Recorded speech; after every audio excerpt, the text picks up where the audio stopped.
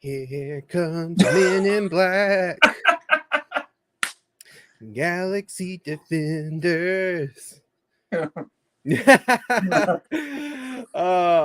everybody, and welcome to this week's episode of Kaiju Weekly, the weekly podcast and live stream that covers all the news in the wide world of giant monsters.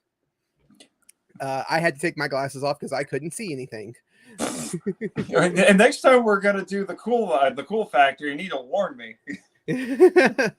No, we didn't want to warn you. That was the point.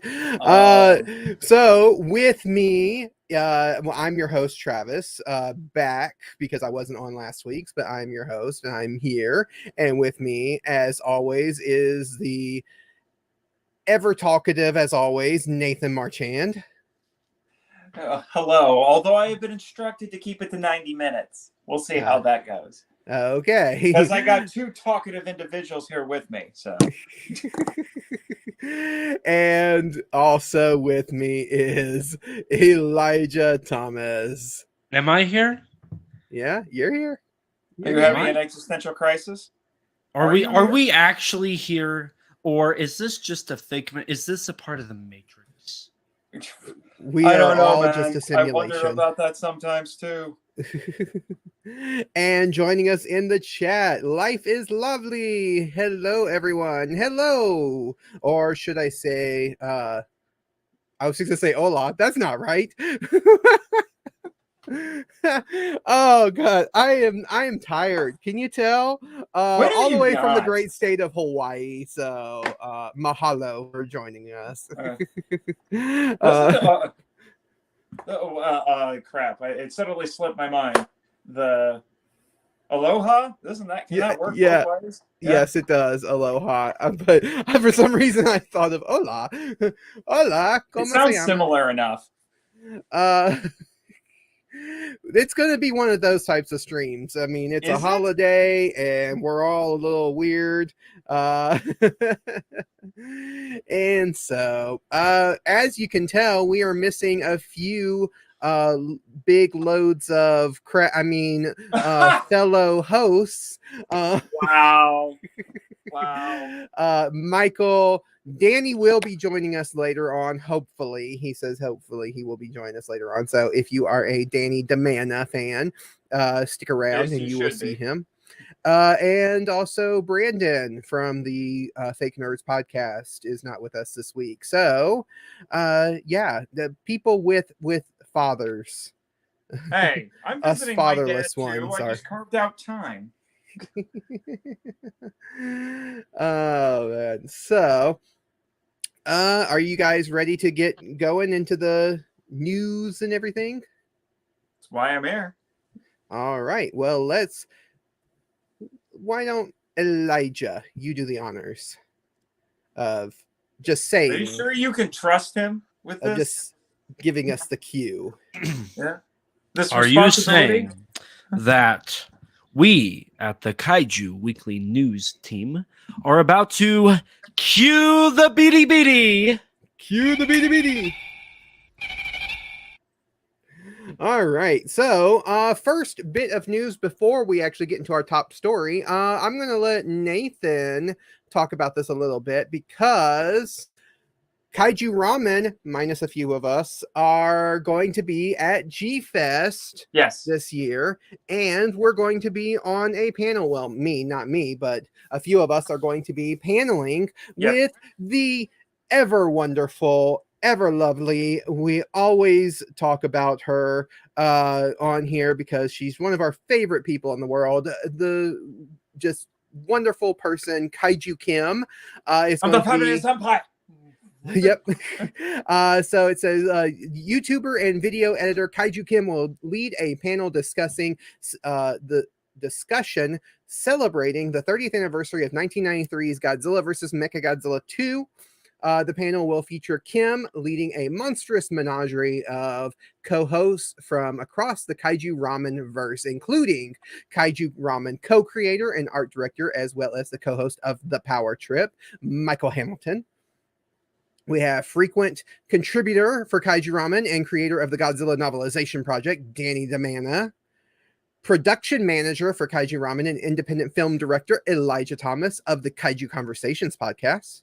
Who's that? And last and certainly least, content editor and writer for Kaiju Ramen, Nathan Marchand of the Power Trip podcast, the Henshin Men podcast, and the Monster Island Film Vault. So, the panel is going to be held on Friday, July 14th at 2 p.m. Central Time in Ballroom C, located inside the Hyatt Regency Hotel in Chicago. So if you are attending G-Fest, please be sure to stop by and listen in and say hello to Kim and all of us that will be there on the panel. Nathan, what else do you want to say about it? Well, that's one of 4 panels I'm going to be on that weekend, and Danny will be on a whopping 6. And Elijah, I believe you have at least one other one? I have 3, thank you very much. 3 other ones? Okay, so because you and I are paneling on Matango. Yes. And then, and you're doing Korean Kaiju with Danny. I'm doing Korean Kaiju and then the Chill with Kaiju Kim, yes. Right, okay. I am so upset that I can't be on the Korean Kaiju one and talk about Dragon Wars for a half hour. It's okay. I got you. Oh man. Yeah. So a lot of fun being had at G-Fest. I'm sorry I won't be there to see all the panels, but some of them will probably be live streamed, so we'll be able to see them. Well, at least recorded. Recorded. I figured out how to record the panels when I went to JFax using StreamYard. So I know that Kim's going to record the panel, the Mechagodzilla panel, yeah. In discussion currently, Kim's going to record that one for Chill with Kaiju Kim live. I had a request from Kevin Derendorf to record my Korean Kaiju one, so I can't disappoint the Kaiju hipster. So a title he doesn't really want, but we all know he is. Yeah. Now the Matango one, I don't know. That's going to be a Nathan thing. Even though I will be bringing a ton of equipment to film. Right. Although it doesn't help that our Saturday panels were going to be going up. We are unfortunately competing against the guest panels, which are we?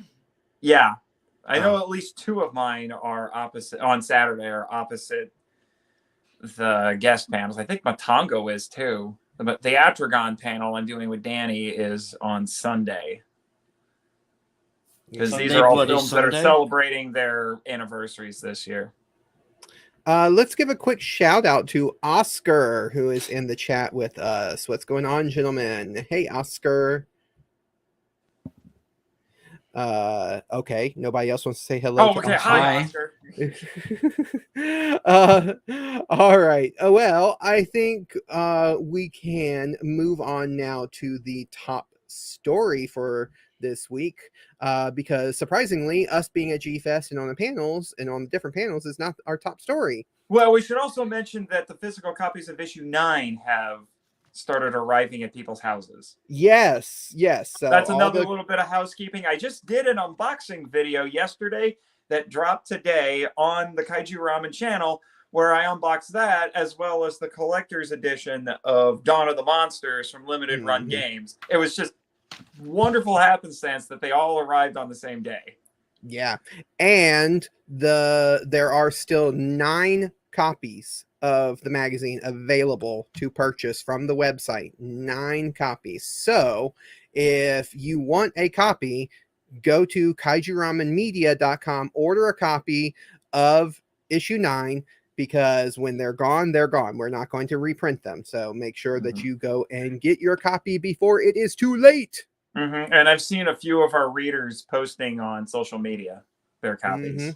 Yep. Including my friend Damon Noyes. Yep, who, Damon Noyes. He's been a frequent guest and actor on the Monster Island Film Vault, and he's an avid reader. So he even wrote us a little bit of poetry to go along with it. Yeah. And oh man, we gotta give a shout out. Oh, he's actually here. Popping in from the BFE with the lady friend to say hello. I'm totally not driving. Liar! What's the BFE? Ask Big the friendly- child, he would know. He's up with what the kids say these days. Big friendly Ebera? Big friendly Emperor. Big friendly Ebera. Ebera. We'll That's go where with that. Michael's coming from. Yeah. So Because he's crabby. our top story. Elijah, you want to read out what our top story is? We need to get a transition of like top story. Top story. We welcome you back That to is not offensive at all. We welcome you back to Kaiju Ramen News with the top story of this week. Toho's upcoming untitled Godzilla film has activated a Twitter account and begun a countdown showcasing the posters for all 29 live-action Toho Godzilla movies. The countdown will end on July 11th, 2023, just in time for G-Fest beginning July 14th, and the celebration of films of Takashi Yamazaki, director of this untitled Godzilla project, on July 15th, at Zero, hinting at the reported title Godzilla Zero. Mm-hmm. Which I think might be lending a little bit of credence to that title now. Yes, it most certainly gives a lot of weight to that reported title from a certain. Yeah, I forget. Was that a rumored title, or was that something the fans have just been? So that a fan thing? That's an old leak from a tweet of a extra that was in the movie. Mm-hmm. Ah, okay. Yep. So you know that we are really lacking in any kind of promotional stuff for this movie if just the activation of a Twitter account is like newsworthy. Well, I mean, it is posting like that I feel like is more like the fact that they are doing a countdown, I think is the big thing here. Yeah. And so and yeah, they what's interesting too is that they're counting like we were saying in the read there, they're counting backwards starting with Shin. So if they're going in chronological order, then this movie would have been after Shin. But they're not going in chronological order. So we have the feeling that this Godzilla Zero must be some kind of prequel, which is what we have heard rumors of, that it is set in the 40s. I doubt it's a prequel. I think that was confirmed. No, so no, it was all rumors. Everything about this movie has been rumors. We have had no official anything other than the I guess poster. That's right. It's just, we've been inferring a lot from stuff that people have been able to read. I don't think it's going to be a prequel. I feel like that is I feel like that's a theory that has very little weight to it. I still think it's going to take even with the countdown now, it going backwards and doing the thingy. I firmly believe that this is just a Godzilla movie that takes place before 50. Well, that's what I'm thinking. That's a prequel. But it's not connected to 54. It's not connected to anything. Yeah, it takes place in occupation era Japan. It's a movie within the franchise that takes place before this other movie, but it is not a prequel. Yes. It's a reboot. You are splitting hairs, Mike. But a prequel and a reboot are different things. Yeah. Yes. Well, okay. It's going to Bumblebee this whole thing where it's going to be it's going to Bumblebee, but not quite connected. I don't think it's even going to be kind of. I think it's a straight up Yamazaki's just going back to its roots and just rebooting the franchise, making a legitimate modern 54, but taking place before. But see, I would think that if they did that, then they would still have put it in like the chronological order of coming after Shin, because then it's just rebooting the franchise. In terms of timeline, because this is because it goes farther back than 54. Right. It's a metaphorical zero because it takes place before the year 1954. It takes place in the late 40s, so it's a metaphorical Godzilla Zero, kind of like Ring Zero, except that was connected. If we get to what was it, 1999 in the chronological order or whatever it is, or in the 90s, and they put Destroy All Monsters in there with They're the not- 90s films, I will believe you. But the fact that they are putting these movies in the release order, in the actual release order of the movies, but yet this movie is at the bottom of that countdown, I still feel like it's going to be connected to 54. But I As don't much as like Tokyo SOS and all was. I don't even think it's going to be, because here's the thing. So in interviews with Yamazaki, not for Godzilla Zero, but if you go back to decades old interviews with him, when he would talk about Godzilla, he specifically brought up how Godzilla should be in the Showa era. Godzilla is a staple of the Showa era, and to him, since it would be 1984, because that was the last Showa Godzilla movie. Since that movie, Godzilla has not felt proper because he was disconnected from the Showa era. That's why in his film Always Sunset on 3rd Street 2, it took place in the 1950s, if I remember correctly. That's why he included the Godzilla cameo, was because it was proper. It felt right.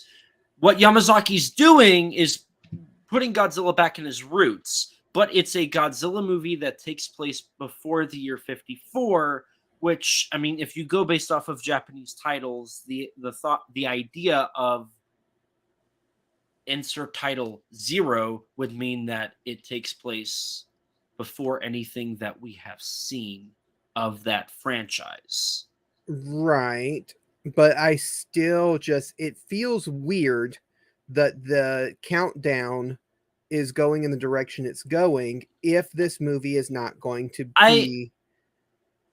I don't think it's got to be inherently tied to 54 if you're dealing with Godzilla in general. I mean, but well, that's not exactly true because Shin Godzilla wasn't. No, yeah, because Shin was a complete. But see, that's another thing, because like Shin was a complete reboot of the franchise and was a completely disconnected thing, just like this movie is. But yet, the Shin Godzilla is in the countdown at the place that it's because it took place in present day.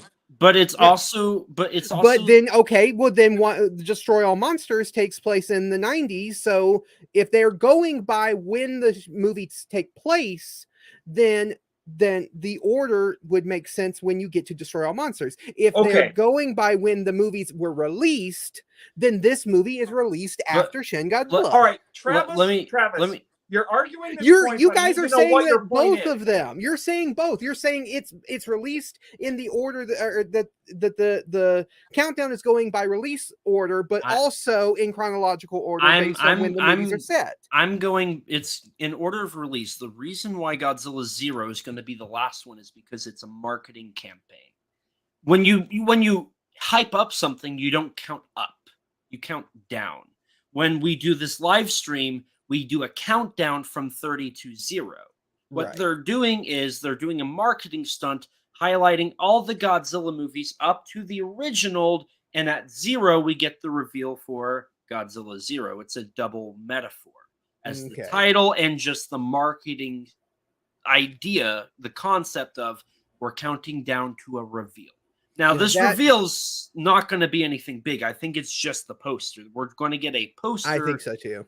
And they're going to leave the rest. They're going to have the first details at the Yamazaki celebration of films that takes place in July 15th. And then we're going to get the trailer and actual full reveals at Anime Matsuri in August, according to what they've said. Yeah, that makes sense, that the reveals and everything. I mean, we've been talking about it, and on Twitter, the whole fan base has been talking about that. They are cutting it kind of close when it comes to marketing this movie, but it is what it is. But I think the reason they're doing that is it's an Avengers Endgame concept. First things first, Takashi Yamazaki is a big name. He was a part of Shin Kamen Rider. He was a part of Shin Godzilla, Shin Ultraman. You name a special effects film in Japan, he's attached to it. His company, Shirogumi, is a huge effects warehouse. Takashi Yamazaki is a multi-Academy Award-winning director. He is the most... his resume is the most qualified to make a Godzilla movie since Ishiro Honda, I would argue. Mm-hmm. He's a big deal. He is a big deal. And to bring up Honda, Yamazaki has done World War II movies. He's done World War II movies. He's done Showa dramas. He's done effects movies. He has every qualification for a Godzilla movie. On top of that, this is the 70th anniversary Godzilla movie. Mm-hmm. So that alone is the big hype. Toho is disregarding Godzilla X Kong, The New Empire, and saying, nah, this is the 70th anniversary film. And on top of that, it's Toho's new Godzilla movie. And I personally believe this is going to kickstart whatever future plans they have for the franchise. This is going to kickstart the new era of Toho Godzilla movies, because Godzilla is slowly fading out of the legendary monsterverse. Right. So now I want to ask a question real quick, though. If this movie comes out now, given that we really actually don't know that much about the movie, a lot of it is just us, extrapolating from things that we've heard. If this movie comes out and it's not set in the 40s, but set in the modern day, how would you guys feel about that?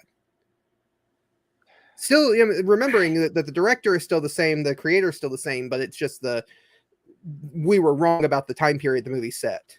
It would be a little bit weird, I think, with that sort of a title, and given all the stuff that we've been hearing about, unless that was all done intentionally to throw people off.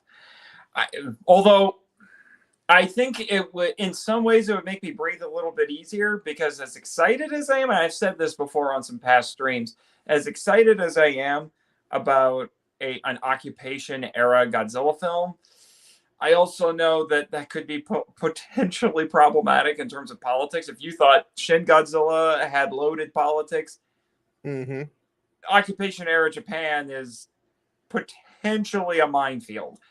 On the other hand, it's really exciting, because I'm like, are we going to see, I doubt it, but, are we going to see General Douglas MacArthur leading military forces to fight Godzilla? Because he was in charge of the occupation.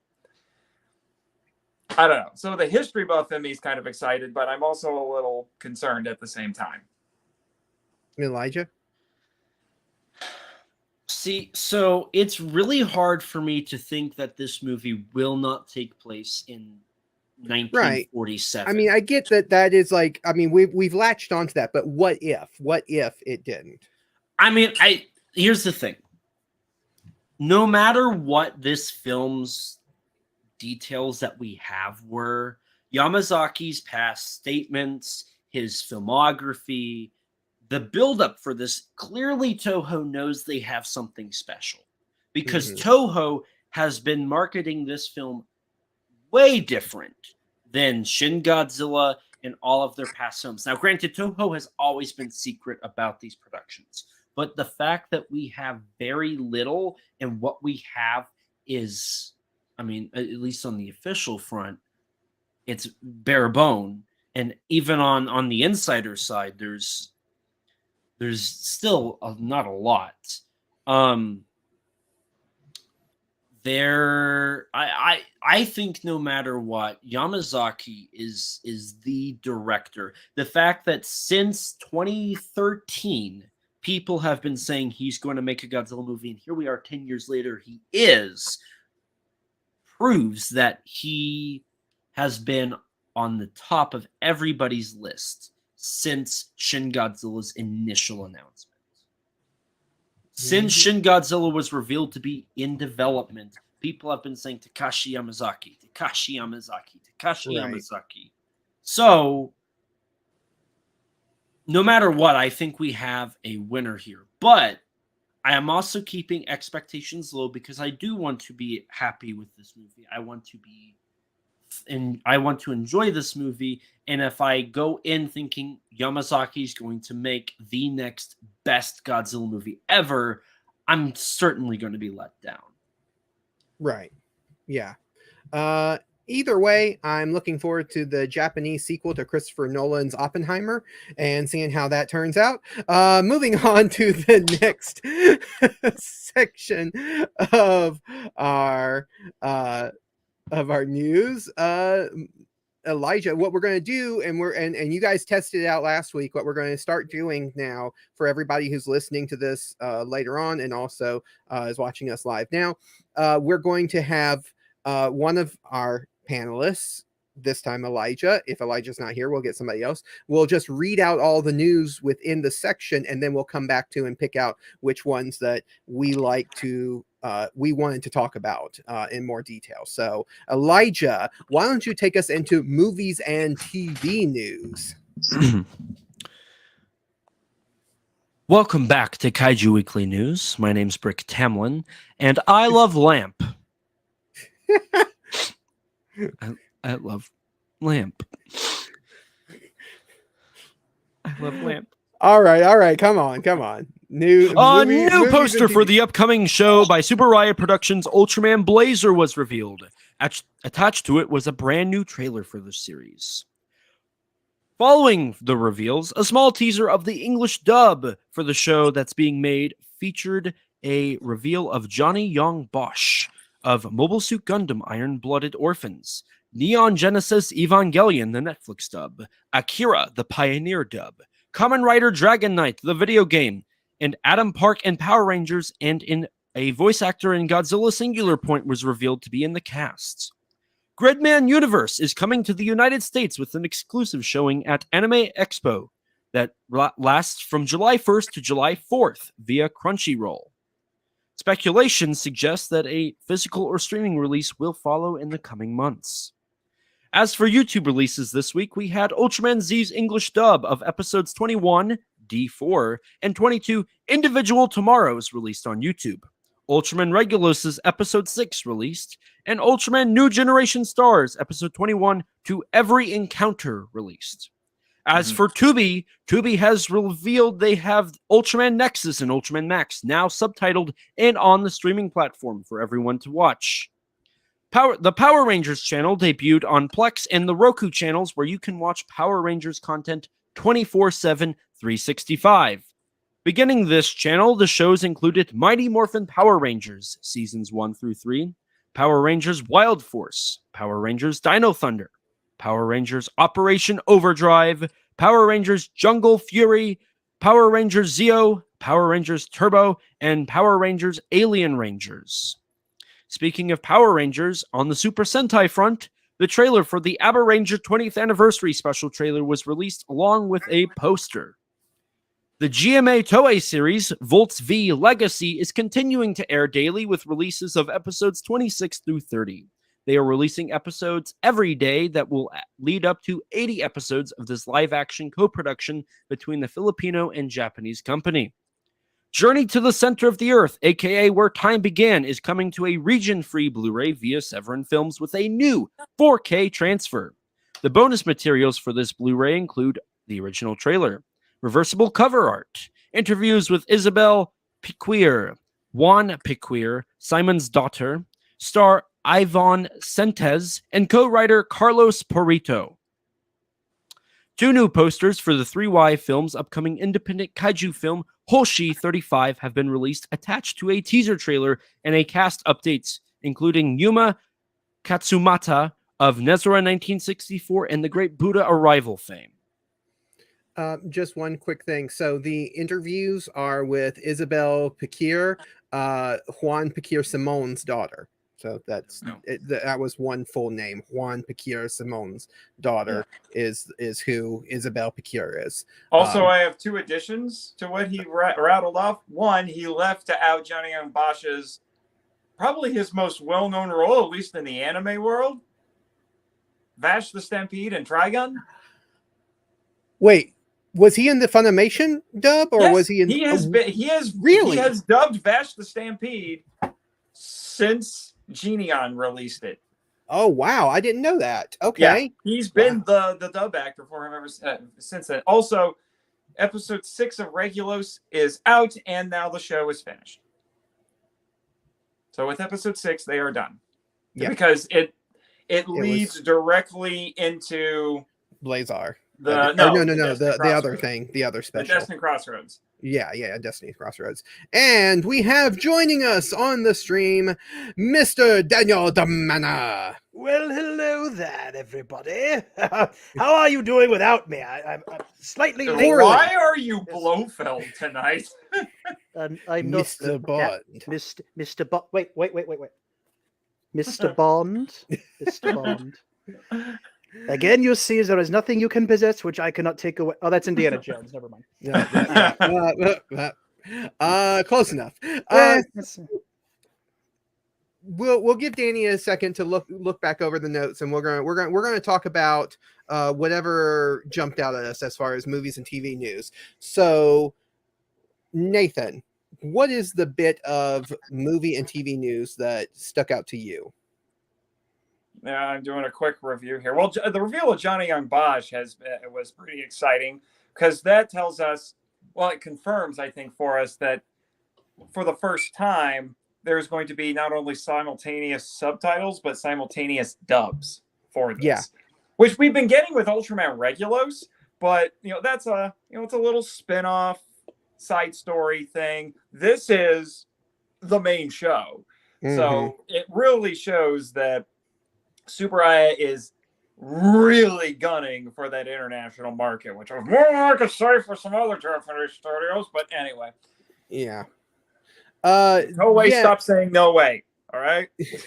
Yeah. So the fact that Johnny Young Bosch is in the cast is just another example of Tsuburaya just really, really knowing what they're doing when it comes to just these releases in general, but but focusing in on the dubs, because like the dub of Ultraman Z that's been coming out, we talked about the cast list of that, and the just longtime veteran anime voiceover voice actors in there doing the voices for that dub, and so it's just like, and then they get Johnny Young Bosch, which like we said, most people in the tokusatsu world would know him more as Adam from Power Rangers, but so like you were saying, in the anime world, now he is an Ultraman. Now he's an Ultraman. But in the anime world, like, he has a pedigree of anime dubbing that is just it's amazing.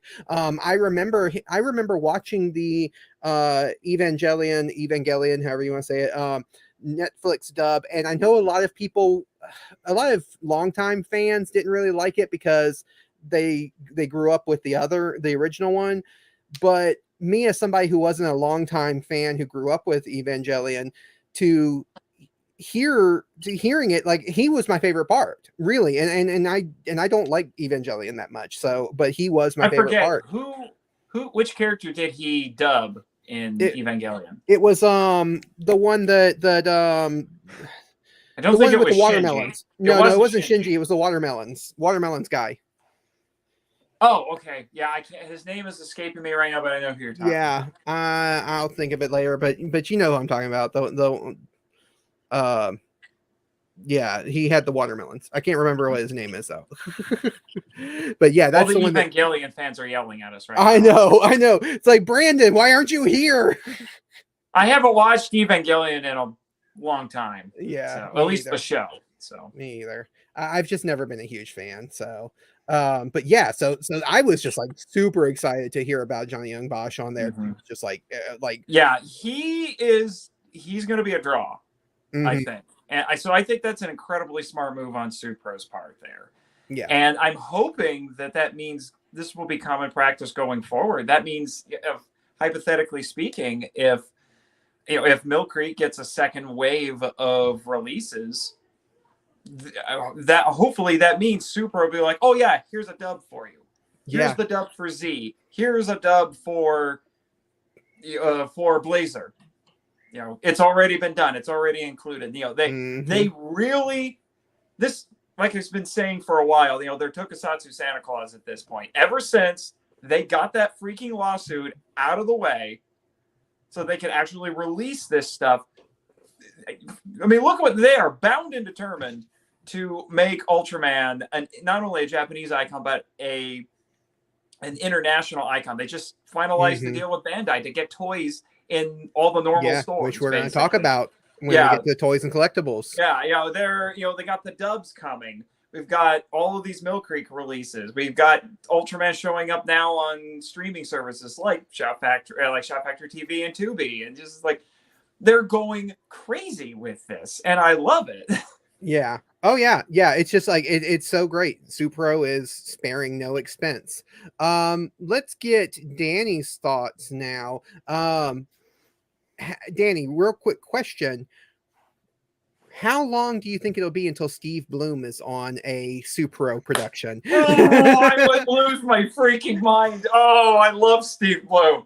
I give it about a week. Give it about a week. We'll get an announcement. Want Steve Bloom to like be either like a grizzled Science Patrol captain or one of the bad guys.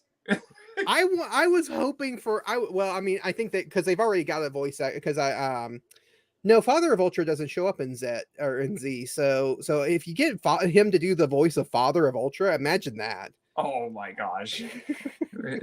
Him as Ultra Dad, that would be crazy. Yeah, Ultra Dad, Ultra Daddy. Yeah, Ultra Dad on Father's Day. Yeah. But yeah, Danny, what are your thoughts of all this? Ultraman is just one of my favorite things on the planet, right? And the fact that we're living in a time now where we're getting simuldubs, it was amazing enough when the new generation stuff started doing simulcasts where we would get, whatever episode aired on TV on YouTube, that like a day later, or sometimes even this, and then eventually like the same day. And that was Orb, I think, was the first to do that. And Orb. I thought it was Z. No, Orb started simulcasting on YouTube, and I know this because or was it Crunchyroll? It was both, I think, because I was watching it on YouTube from Subaraya Productions YouTube channel the day it was coming out while I was in Japan. I woke up whatever in 2016, whatever toward the end of July, whatever episode aired that week when I was there, and I was watching it subtitled on my phone in my hotel room in Tokyo, which was surreal. I probably could have just flipped on TV and watched it. We'll have to do that, Danny, for Blazer for G-Fest, because Blazer will be airing at that point. We'll have to have like an Ultra breakfast, I'm down with that. I'm down with Ultra breakfast. I'm just incredibly excited to see they are really gunning for that international market. They were gunning for it before, but the fact that they're going this hard, they're going they're dubbing it as it's like, that's amazing to me that there's that much forethought put into it. They're not waiting around to see if it's popular enough to dub. They're taking the initiative and they're dubbing it now so that there's no latency. Like we're getting to a point where there's no latency. The anime world has been doing that for a little while. Anime's been doing that for Crunchyroll's got same day. It's amazing that Ultraman is now being treated in the same light. We're getting Tokusatsu being treated with the same level of forethought as Imagine anime. If Toei did this for Kamen Rider. I was about to say. I am with you there. I'm with all of their stuff. I really hope Toei is looking at this and learning something. I mean, I don't think Toei is looking at anything from the anime division at this point. Toei ignores everything, numbers, everything. Toei said no way. That's true. Elijah, you look like you want to say something. He's got something up his sleeve. Well, first, Steve Bloom already did Ultraman. Wait, what? What? He did the Netflix anime. He was. Oh yeah, He was Haddad, Mochigon, West High student, criminal, man in green sweater, man in sweater. So, I knew that. He's like done it. But that's anime. That's different. Yeah, that's the anime one. I want him to do a dubbing. He's still done it. He's still it's done it. I know. More is always I want to see him in one of the live action ones as like dubbing. Hey, here. If they bring Dada back in Blazer, you would have him do it again. Yeah, that'd be cool. I also wanted to interject and say Toei does have a plan for the international market. They're just trying to develop domestically first so that they can go internationally. I've read their plans, and I think it's by 2026 that they want to start branching out into the North American and UK regions. Okay. I'll believe it when I see it. Yeah, that's one of those things. Like, I'm excited. I would love to see it, but until it happens, I'm just going to be like, okay. I mean, we are already Talk seeing big. it though. We're seeing it though, because Kamen Rider True. Rider had a that is probably the quickest turnaround we've seen in a long time for any tokusatsu film. And to that be is brought true, to because the even United Shin States. Ultraman didn't have such a fast release in Japan. to No, it release was in about US. 8 months. Yeah, about it was 8 a months long for Shin time. Ultraman. So to have such a short, release in Japan, release in America, yeah, Elijah's got a point there. I mean, and they are, and we're getting more physical releases here in the U.S. from and they've been subtitling some episodes of shows and putting it on YouTube and some OVTs and whatnot. yeah. So I feel like it's a little unfair to say Toei's not seeing what Mill Creek's doing and Subaraya and Shout Factory and everybody that Subaraya is working with, because they definitely are. It's just Toei's also trying to develop. They're trying to do what Toho's done, which is develop enough of a domestic basis that when they go international, they don't have to rely on other companies helping them through that. Toho has done that for a long time now, having that domestic establishment and then building out to international markets. I mean, last week we talked about how Toho tripled their employment at their LA branch. Like that shows that Toho has a international establishment. Toei's wanting to do that, I think, but Toei's also trying to figure out how to do that without failing, because I mean, Shin Kamen Rider was the least successful Shin film, but it also the most successful Kamen Rider film. Most successful Kamen Rider film, and from what I've understood, it did extraordinarily well. It's one night, and it did so well pre-sales that they added those extra shows, and even those extra shows were still sold out and packed. My theater was full. It was full that day. That shows. That's crazy. More full than it was for Ultraman. Well, and I will say it hasn't been as divisive as the other two Shin movies, where I expected it would be, but it hasn't been. It's been overwhelmingly positive, which I find a little bit baffling, but listen to the Henshin Men episode on that, and you'll understand. That's forthcoming. Self-promotion. and it's also good for the magazine because it's in the network. And to also add on, the GMA Toei co-production show Volts V Legacy is available in English subtitles. Like, you can stream that show, and it looks amazing. I don't know if anybody here has even heard of it, but it is a Filipino adaptation of Volts V, the anime, and it's live action, it's tokusatsu, and it looks amazing. The effects in that are absolutely just jaw-dropping.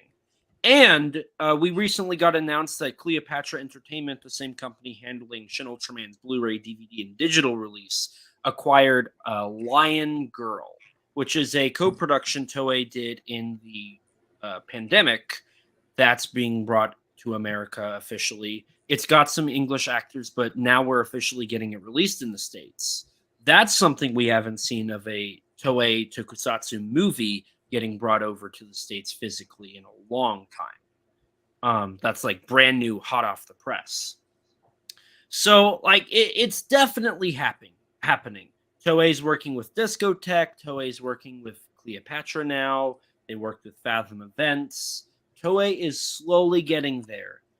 But to that, Toei has a way bigger library than Subaraya, so they have to figure out what they're doing. That is true, and I do think about that a lot whenever I think about Toei trying to, because me being a Kamen Rider fan, I tend to think of only Kamen Rider, but Toei is like one of the biggest tokusatsu production companies there is, and they have produced so much over the years, and there is a huge, I mean, if you just take the stuff that Ishinomori has done by him, like that he helped create, just that alone is a huge library. And so so I do think about that a lot too. So you make a good point. We're just being spoiled a lot by Subaraya with the Ultraman releases, that it starts making us think like, well, what if this other company did just as good? It's like, I get it. Because the unfortunate thing is, while we're spoiled by Subaraya has not even touched their Eisenborg trilogy, the Mighty Jack. I think there's 2 shows there, right, Danny? There's 2 Mighty Jack. Mm-hmm. You have Jumborg Jack Ace. And Fight Mighty Jack. Yeah. You have Jumborg Ace. You have Time of the Apes, which I'd love to see a Japanese Planet of the Apes. I love that. I want that released here so badly. And not the Mystery Science Theater. No, not the Sandy Frank version. You can watch the Sandy Frank dub on YouTube. Sandy Frank. Yes. Anyway, there's also Mirror Man. Mirror But Man. Mirror Man is weird because Mirror Man has been subtitled, and it was shown on Subaraya's YouTube channel in that that initial model they were doing, where it's like each episode's available for 2 weeks and then they take it down. Mm-hmm. Well, they also so they could just take that and give it to Mill Creek. But to be fair, even then, Subaraya held back because they have HD transfers of Mirror Man, but they weren't showing them in HD. So there's still weird stuff there. And there's also Kaiju Buska. That was their first production of Tokusatsu. Operation Mystery would be great. I want to see. Oh my gosh. What was the? There was like. Yeah, it's driving. Hang on, I can think of it. Unbalanced Zone. Not well. Yeah, because they ended up using the name they were going to use for Ultra Q later. I want to see the newer Bioplanet Wu get released. Yes. Yes. I want to see that. I want to see everything. I still want to see the other Ultra Q shows in the movie. Yes, Ultra Q Dark Fantasy. I've seen all of that's available, like fan subbed. I haven't seen the whole series. I have seen all of Neo. I watched all of Neo when it came out in 2013, and it was out. I mean, Neo Ultra Q it's good stuff. It's really, really good, and that is available on Blu-ray. Let's give a quick shout out to the Queen, Kaiju Kim, who has joined us. You missed us arguing about whether Godzilla Zero is going to be a prequel or not, whether it counts as a sequel to Oppenheimer or not. That's the only shenanigans. I'm make sure I see that. I have been missing some of the newer movies. Talk about a double feature, right? Honestly, go watch Oppenheimer, then go watch Godzilla 54. It's like it's the perfect double feature. It works. I mean, honestly, you could call Oppenheimer a prequel to every 50s monster movie ever. It's a prequel to a genre. Yeah, exactly. Oh, so man. I'm psyched for Oppenheimer. I'm wondering if Oppenheimer might end up being Christopher the best Nolan's film masterpiece at this point. Yeah, I don't know. I mean, it looks. I mean, okay. So off topic. Did you guys read the article where Nolan talked about how this was his first script he wrote in first person? Like the black and white is outside of Oppenheimer's perspective, but the color is like his view.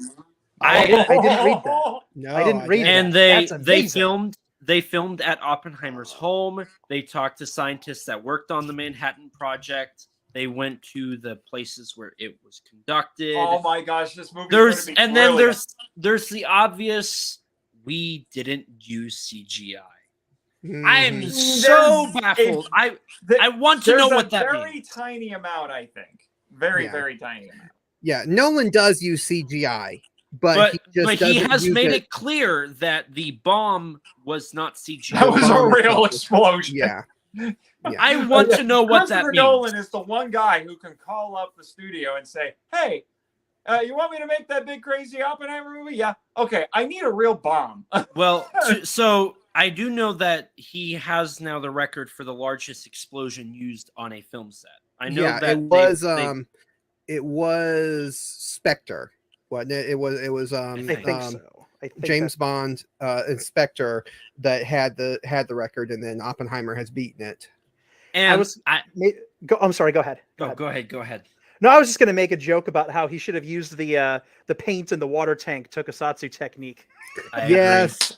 Yeah. That would have been funny and awesome. Something that I think is really interesting is we brought up how he called up the studio. This is Nolan's first Universal picture, and I think either a long time or period, because he Warner Brothers ruined their rep with him because of the whole theater thing. And I think the only reason he was able to do the big explosion was because Universal was like, we're not going to make this guy angry. We don't want to make this guy angry. Right. Like he already left Warner Brothers. So. Right. And the fact that, I think Nolan is, I don't know if I should say this, but maybe he's the modern Spielberg, like in terms of scale, like scale of popularity and scale of like how people view him. Yeah, definitely different approaches between the two. You can't really compare them there. But when somebody says it's a perfect mixture of like, I guess like high art and blockbuster, if that makes any sense. Mm-hmm. It's got the imagination and it's got the popular appeal. I fully agree with that combo for him, because a lot of other name actors have one over the other, or they're a little bit more specific, like a Denis Villeneuve, for example. Villeneuve, like he's not like, he doesn't have the popular appeal of a Nolan, but his movies still, like, they have their own vibe. But when somebody announces the new Christopher Nolan movie, you have blockbuster fans getting excited, and you have art house people getting excited, and you get film critics getting excited.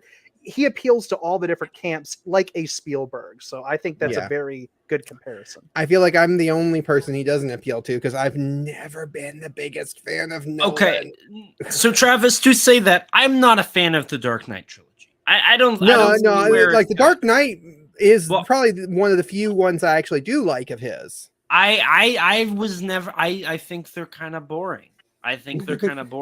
So I'm going to be honest. 12. I'm going to be honest. He wasn't alive when the first one came out. This is probably the most excited I've ever been for a Nolan film. Yeah.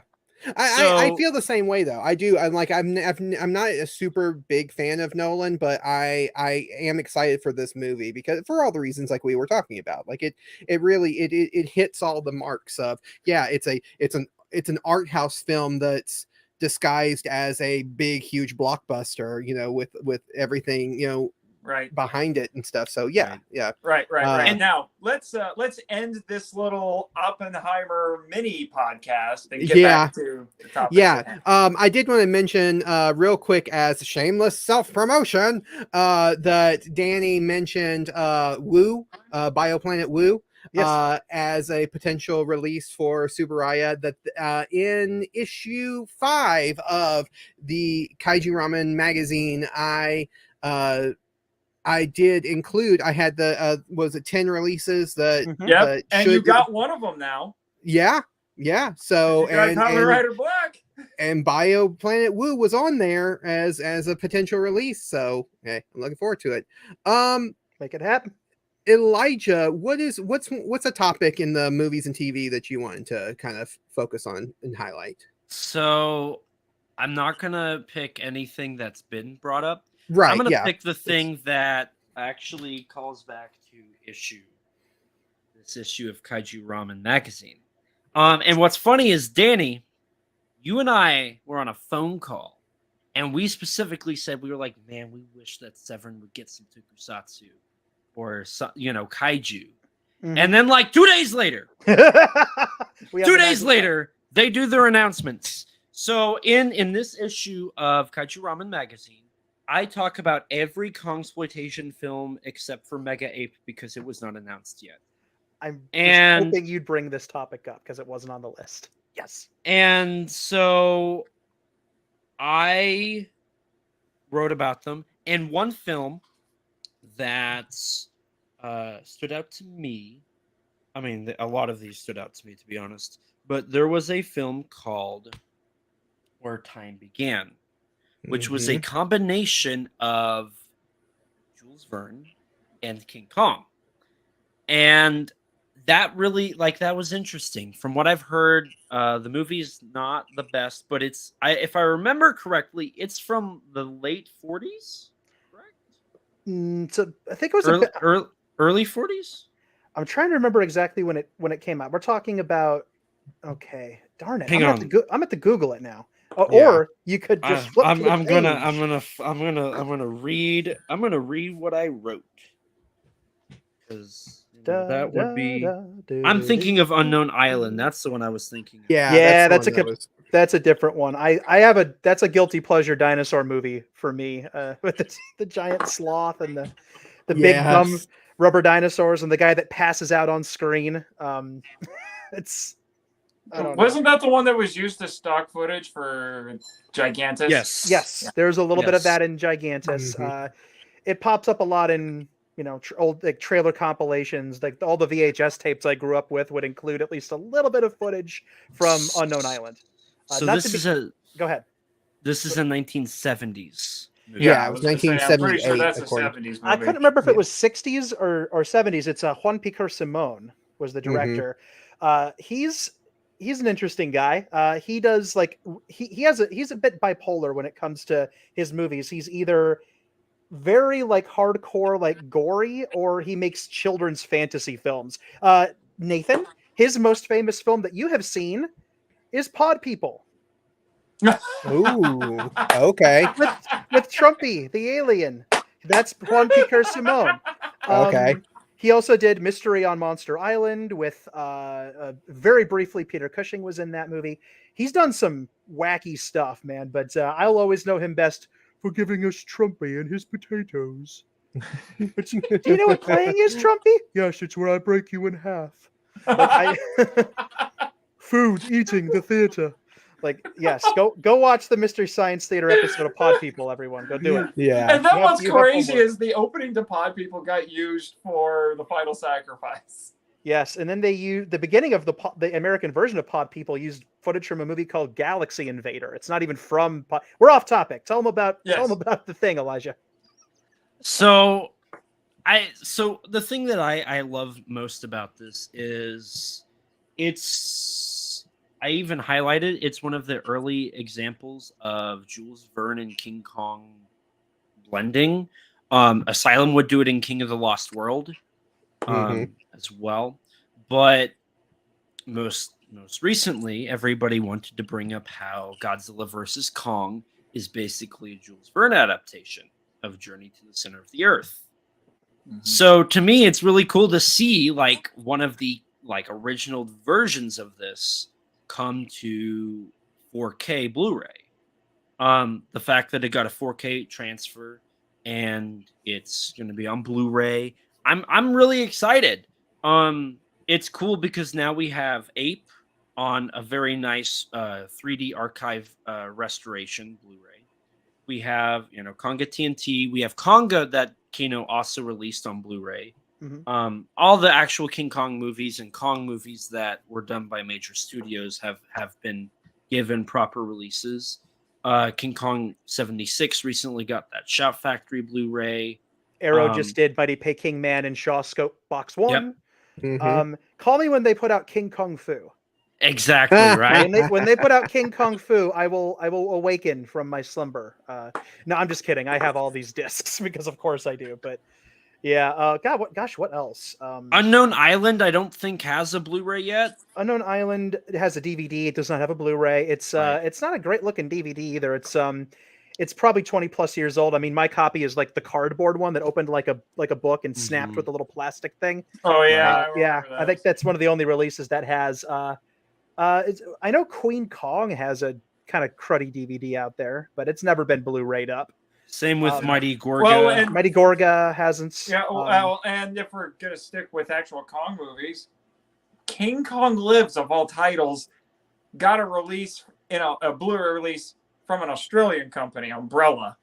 which you That's a can good set. buy, and they will play on US Blu-ray players. Yeah. I was missed out. shocked to see that, but I missed out on the special edition. I'm kicking myself, but I didn't have the funds for it at the time. But I'm hoping. I mean, I'll probably pick up the normal standard version from them just because I have it. I mean, I have a DVD or two of that. I'm literally looking at my VHS copy of King Kong Lives right now. It's right over there. But yeah, I'm glad that finally has a Blu-ray. But as a Kongsploitation junkie, I'm always happy to see another like Gorilla picture, another like Kong cash in, get a nice high quality release. Thank goodness for Severin. And also, I just want to mention that Elijah and I are the reason this is happening, because every time we chat, something happens. Something happens. So okay, guys, we talk got about the something touch. that we want to see get released right now. Eisenborg subtitled. That's There. all three of We the have Super Auto spoken it dinosaurs. into existence. It is out there in the Well, universe. we haven't had a conversation about it, so it's not No. spoken into existence yet. It's true. It's But true. we also can't force it because then I feel like that might ruin. No, that's like if anything that'll work against us. So it has to just be natural. We have to not be intending for it. So if we Right. do it with intention, the universe is like, I see what you're trying to do there, son, and it won't let us do it. Well, Anyway.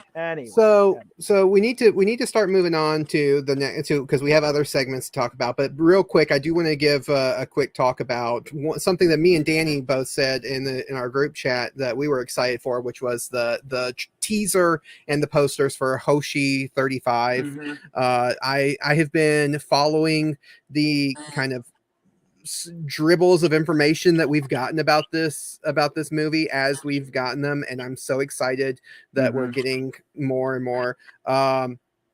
So for anybody who doesn't know, Hoshi 35 is a kaiju film, a tokusatsu film that is coming out soon. It's a crowdfunded film, and it stars a lot of Godzilla and Gamera kind of alums, but most importantly, it stars Megumi Odaka, who is most famous for playing Miki. So in the Godzilla Heisei series. So and the 35 is actually a reference to her 35th anniversary since she started acting. So that is, and this is her coming back from a long hiatus from acting. She had retired from acting for a long time, and so now she has come back. And so I'm just excited. I'm excited to see her come back. I'm excited to see a independent kaiju film that's crowdfunded, something completely different. And the teaser makes it feel like such a personal, just very human emotion focused story. It doesn't feel like it's going to be, it's not a big, kaiju film that smash buildings, all that kind of stuff. It feels like this is a very personal film. And especially, like we said, the title itself is so personal to Odaka-san. So, yeah. So I just wanted to give a shout out to that. Right. I had actually forgotten that was even in production, which is why I was glad to see the news this week. I was getting Hell from Beyond the Fog sort of vibes there with this being, it seemed like it's going to be, like you said, Travis, a very focused and personal story. Yeah. And the little mini kaiju looks so cute. He does. Yeah. So cute. So, yeah, I just wanted to give a shout out to that before we moved on to toys and collectibles. And I'm glad that Danny has made it, because we would not have been able to talk about toys and collectibles if you weren't here, because with you gone and Michael gone, it would have been like, okay, yeah, that looks cool. Moving on. So, buy toys and collectibles. Well, that sure is different, isn't it? Anyway, moving on. Next one. Well, yeah. Yeah, let's talk about toys and collectibles. I'll let you go ahead and take the lead on this one, Danny.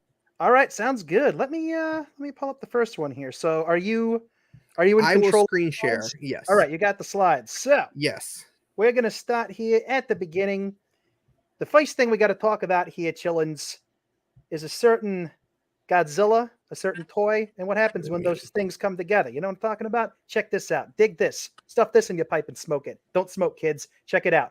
Bandai, via a recent Godzilla Store live stream, has teased its next Movie Monster series figure. It's next 6-inch vinyl figure. And drum roll, please. It is Godzilla 1973. There it is. There he is, my man. He's so with his. This is Muppetzilla. There he is. I love it. He looks great. Now, obviously, this is being released to capitalize on the 50th anniversary of Godzilla vs. Megalon. If you're a super Godzilla suit nerd like I am, you'll know that this is the Megaro Goji suit, so named because Megaro is Megalon's name in Japanese. And what's really cool is that this is gonna kind of complete the set, because recently we've had a Jaguar. They just put out a Megalon, and then about a year ago they put out a pretty sick looking 6-inch Gigan. And now there's a Godzilla here. So the set of 4 is complete. If you want to be pedantic and say, where's Anguirus, go get your memorial box version and stick him in there. But yes, now there is a Rodan. Or Rodan, or I don't know who else showed up in that movie via stock footage for 2 seconds. Was it just them? Ghidorah by mistake. Ghidorah by mistake. Wasn't it the worm, the Mothra worms? Mothra larva. Gyra also had a mistake. Yeah. Yes, Gyra's also in there, and you know what? Bandai has put out a Gyra a few years ago. Track him down. But yes, there was as any 6-inch Bandai collector will know, there was a 6-inch 1973 Mechagodzilla. Listen to me, Godzilla, that came out with the 50th anniversary memorial box almost 20 years ago, and it was only ever released there, and it's pretty hard to find. And you know what? It was out. This one was out somewhere else as well. This was one of the only ones that was released multiple places, but there was a variant of it that was unique to that box. That's what I'm thinking of. But it's still a rare figure. If you wanted to get this guy for your collection, if you're a Bandai person, it would have probably cost you 2 arms and a leg. Not an arm and a leg, 2 arms and a leg. However, when this thing comes out, it will be 3,300 yen, which is about $23 roughly in dollars, and it'll English. be in English currencies. Yes. Words are hard. This beautiful sucker is going to drop in July, and presumably you will be able to order it off of various Japanese websites. I would say check to see if our good buddies at Kaiju Live have it. I'm sure they and Showcase Kaiju and a couple of other folks will be stocking it. And I'm guessing if you're going to G-Fest, it probably won't be out in time for G-Fest, but yeah, you'll be able to find it online relatively cheap. It will not cost you $23. It will cost you more than that. But for what it is, and to have the complete set and not have to dish out all the money for it, you could get all 4 monsters from this movie, if you're lucky, for maybe a little over $100 for 4 really good figures. That sounds like a lot, but for 4 figures like this, that's not bad. That's not bad. That's like half an X Plus, and you get 4 figures out of it. Speaking of X Pluses, I think I heard something about that. Really? Yeah. Really interesting. Would you happen to know anything, Danny? Well, that's hard to say. But what I can tell you is that we do have a new large monster series thing coming out from the plus of X's. I don't want to get too specific here, but we got a 1992 Godzilla on the way. Yes, we do. And there he is. What a beautiful man he is. Yeah. And okay, I'm not a collector, but I do have to say, when I think of Godzilla, like people have asked, like when you picture Godzilla in your head, this is the Godzilla I picture in my head. This is pretty Godzilla. Close for me. I tend to think of latter Heisei. I think of 91. Yeah, 91, 92. I have a soft spot for the Mogagoji from 94, just because I love how the proportions on it look. But this era right here to me is just kind of default Godzilla in my head. And this is the This is the Godzilla versus Mothra, or Godzilla and Mothra: The Battle for Earth version of the character. And again, if you like your terminology, he is technically Batogoji, as so named for Batra. And this is a good looking figure. He's about 27 centimeters tall, and again, as per usual with X Plus, it's going to come in both a standard and a Rick version. And the Rick is going to be, drum roll please, it's really not that shocking,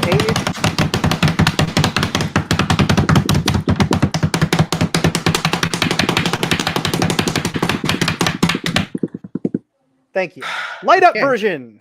Yes, light up. Light up spines. Thank you. Thank you. You need me to call someone, Elijah? You need me to call the hand doctors? It hurts. They hurt. I'm not saying that's the most epic drum roll I've ever. That's amazing. Okay, I guess to wrap this up before Elijah starts bleeding too much on the stream. If you want to add this beautiful boy to your collection, it is going to cost you 19,800 yen, about $139, and for the normal, the Rick version. And if you don't want the light up spines, about $131. And yeah, you can actually pre-order this from Shonen Rick today, and presumably Big Bad Toy Store, probably our friends again at Kaiju Live, and Awesome Collector will get it as well. What do you guys think? Is this something any of you would pick up? We don't have a lot of like collectors here, but it is a beautiful figure. I have to admit. Yeah, and I would probably consider it. If I had the spare income, I would, because like I said, this is my Godzilla. This is the Godzilla that I picture in my head. So it is one that I absolutely would if I had the spare income. I just do not have the spare income. Same. This is one I mean, again, I love X Plus, but pardon me, I don't have a lot of them just because they're so flippin' expensive. I love them all, but for me, and I've talked about this on the stream before, I won't take up too much time, but for the price of one of these, I can get like a pile of VHS tapes, a bunch of books, and some Godzilla erasers. Like I can get small, weird, unique things, and I can get like 3 Bondis, like I can get maybe 4. I have a few X Plus. I don't know if you can see, I have some of the Harryhausen stuff behind me. It's kind of hard to see, but I have a few. I love it so much, but it's just not as. I'm trying to be price conscious, so this is one I probably won't pick up. But good gravy, is it ever beautiful? It is. It really is. Yeah, the light up spines are great. It is. It is. It's a beautiful one. I feel like you people don't understand that I spend a lot of money on collectibles. I know, but you don't have a lot of X Plus. Do you have any X Plus? I have Titanosaurus. Okay. I have a 92. I have Gigan with chainsaws. Do I have one more? I feel like I have one more. Do I have one more? Yeah. I don't know. Because I'm not a big collector, so I don't really know like the sub companies and sub brands and stuff. Which company does the Defo Real stuff? Is X that Plus. X Plus? That's X Plus. Okay. Yes. So I do have one X Plus because I have the Defo Real Sarazawa, the little figure. Yeah, I do have that was given to me as a gift. So I do have that one. I do love that one. I don't have that one, but I should have gotten it. Whatever, it's fine. But yeah, we're not done with the toy news quite yet, because we've got the next thing is really cool. The next thing is really, really cool. The gentleman you are seeing here is a very special person, and he's holding something else that's very, very special. Words are hard. If any of you out there are familiar with the art of Attack Peter, you will know that he has an incredibly beautiful, unique art style that is so very much his own. It's fascinating to look at. He's got a genius art brain, and he has started to get into the collectible world. He did a Godzilla for Mondo last year as part of their Godzilla Museum line, and now he's doing this designer Sophie. And guys, look at this thing. That is a gorgeous figure. So, just throwing this out there, if anybody wants to get me a gift at some point, okay. So I've talked about, I'm not a collector of figures. I'm not a big person in that. I don't get into that world a whole lot. But one thing that I am a collector of, and one thing I do really like to get, is artwork. I love artwork, and I have artwork all over my walls right now from different creators and stuff. And so Attack Peter is someone who I am familiar with, and his style is really interesting. I like that almost wood block kind of, or wood what do they call it, wood cutting style? It's a wood cut. It's like a relief. It's that relief style that he does. Hard. That's hard to do. I've done that before. I've done woodcuts. I did a yokai, a Japanese style yokai woodcut. Oh wow! Where I put it through a press and everything and printed it onto parchment. I carved it into a block of plywood, and it's hard to do, and it's hard to do and make it look good. And this guy, that style it's effortless when he does it. And if you look at Mechagodzilla, you will see that the art style is very much recessed. Like, look at it looks like it's just very textured. It looks like it's been carved away to create these interesting flame designs. And obviously the bolts are set into the figure rather than coming out of it, which is really interesting. It looks like it's been carved. And it's look at this thing. It's just, so I remember when his Godzilla one come out, and I wish I could have grabbed it. I wasn't able to, but just to have an actual figure based on this person's artwork and his art style is so cool. And it kind of reminds me, Nathan, if you remember a few years ago to celebrate like Batman's anniversary, they put out all these statues of Batman, but it was in all of the different artists' styles. So you got like all the different like Jim Lee and all these different Batman artists, and they had the different statues. That's what it reminds me of, but just for Godzilla fans. And so just, I think it's amazing that they can create these figures in this art style. So this is definitely one of those figures that I would get if I had the funds, I had the ability to get it, I would. And but there is no price for this at the moment. But I know it's going to be up there. I know it's going to be up there. I'm already anticipating it. Listen, Peter Santa Maria is a name artist. He when you put his name on something, you're going to get something good. You're going to get something beautiful. So the price tag should reflect that. And if this is less than $200, I'd be shocked. Yeah. If this is less, this is a designer piece. I can get. It's going to come out through, if I didn't mention it before, Mondo, just like with his Godzilla Museum of Gods, whatever, the Godzilla Museum piece. This is also through Mondo. There's no release date window. There's no price. This was shown off at a licensing event in New York City. And so this is the first we've seen of it. There's no extra detail, but it is going to be pricey and it is going to be worth it. That's the thing. And again, it's not going to be within my price range to get, but it's totally worth the price if you can. But it's worth the price, is what I'm saying. I'm not gonna be able to get it probably just because of personal funds, but the price that they throw on it will be worth it. It'll be worth it to have Peter's signature style on it. I can't get over this thing. It's just and look I'm not at even the eyebrows. Eyebrows, just I love them. I love them so much. And I'm not even a big like a huge Sotheby person. Weirdly enough, again, I have a handful.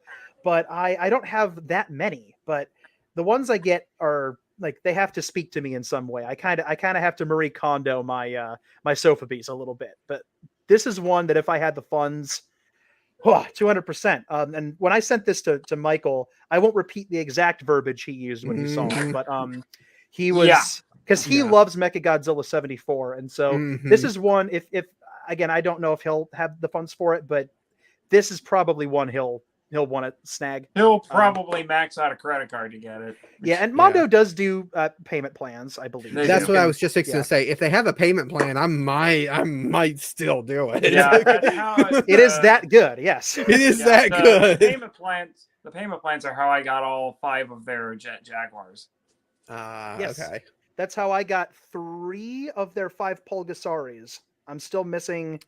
Oh man, I remember when those Pulgasaris were announced. I wanted one so bad. Yeah, I have 3 of the. Because hang on, I have they're right over here. I've got the purple green one, the fiery one, the film accurate one. I'm missing the blue gold one. Oh, and then I have the big one. I have the big one they put out too. So I have 4 of the 5, and I missed that one.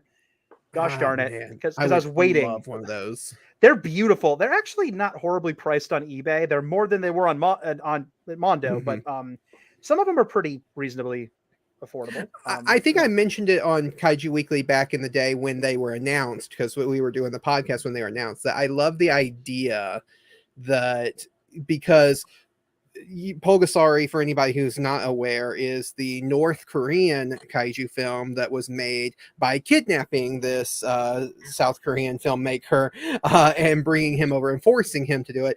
And they kidnapped a few people from Toho. Toho kidnapped his wife also, who was an actress at the time.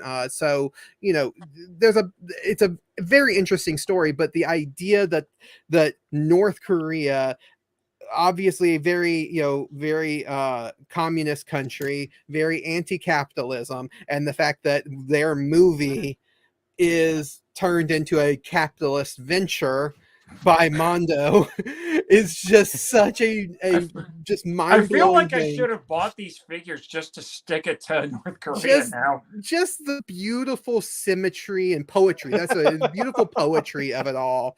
That this film has now become this like capitalist, thing is just such a funny thing to me. So I wanted them just for that, but also they were beautiful. But yeah, so this figure again. Hint, hint, if anybody wants to buy me a very expensive gift. I might have to owe you after that amazing cryptid poster that was in my package. Oh yeah. Travis, that you don't even know, man. Like that's my aesthetic. Like I don't have it to show on screen right now, but Travis was kind enough to include a little gift from his trip to Point Pleasant. Yes. with my copy of Kaiju Ramen issue 9, now available on kaijuramen.com. So I can't show it, but it's beautiful. It's got the Mothman, the Point Pleasant. It's got the Flatwoods monster on it. Flatwoods, It's beautiful, and it's set up like a B movie poster. I just like that is so my thing. It's not even funny. I bought two of them. I bought two posters from that from the museum, just as a little side tangent. I know we're getting off topic again. Yeah. Oppenheimer. But I bought two posters. One of them was done like a 1950s horror comic. Ooh. Back when superheroes were. Yeah, yes. So like a House of the Crypt or House of Fear or House of Fear or something like that. Yeah. So back when superheroes weren't as popular and they had the horror comics that were kind of around in that time, that's what so they had a poster like that was Mothman, and then they had that one that was done like a 1950s B movie kind of poster, and I was like, which one would Danny appreciate more? And so I'm like, well, I'm more of a comic book fan, Danny's more of a movie guy, so let me send the movie poster, I'll keep the comic book one. So I have the comic book one hanging. I love it. I would have loved either one of those, but I think you made the right call, because man, I loved it. Yeah. All right, last piece of toy news. Actually, yeah, there are a couple of other toy things I could add on here, but there were so many that we had to pare it down this week. But it wouldn't be an episode of Kaiju Weekly without a little bit of Power Rangers collectible news, and this is Power Rangers. Power Rangers adjacent. Let me finish my flipping sentence, Marchan. I was getting there. It's not technically Power Rangers, but we've got toys for Legend of the White Dragon coming, which is they're coming from Valaverse. They're going to be about 6 inches tall, and apparently they're going to be sold in a 2-pack. This is a 2-pack. This is the White Dragon and Dragon Prime. And yeah, so again, briefly for anyone who doesn't know, this was Jason David Frank, aka the Green Ranger, Tommy. It's Tommy Oliver. This was Jason's passion project for years. This is a full-length film being made by Batten the Sun, and who he'd worked with before on the like the Versus short films on YouTube. They got to be friends. Power Beatdown. Yes. Thank you. I couldn't remember the name. But they made this amazing kind of pastiche style thing that's obviously very Rangers, but for legal reasons, it's not. But it's a Rangers pastiche. That's what it is. And this was his baby. And it is obviously we lost Jason last year under very bad circumstances, but the Batten the Sun crew vowed to finish the film in his honor. The film is done. It is coming out later this year. It is going to be in theaters. Yes. Yep. September 4th.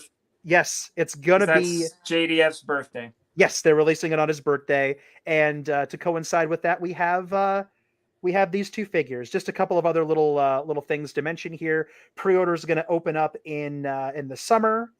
to coincide with the film. And again, that's coming out on JDF's birthday, September 4th.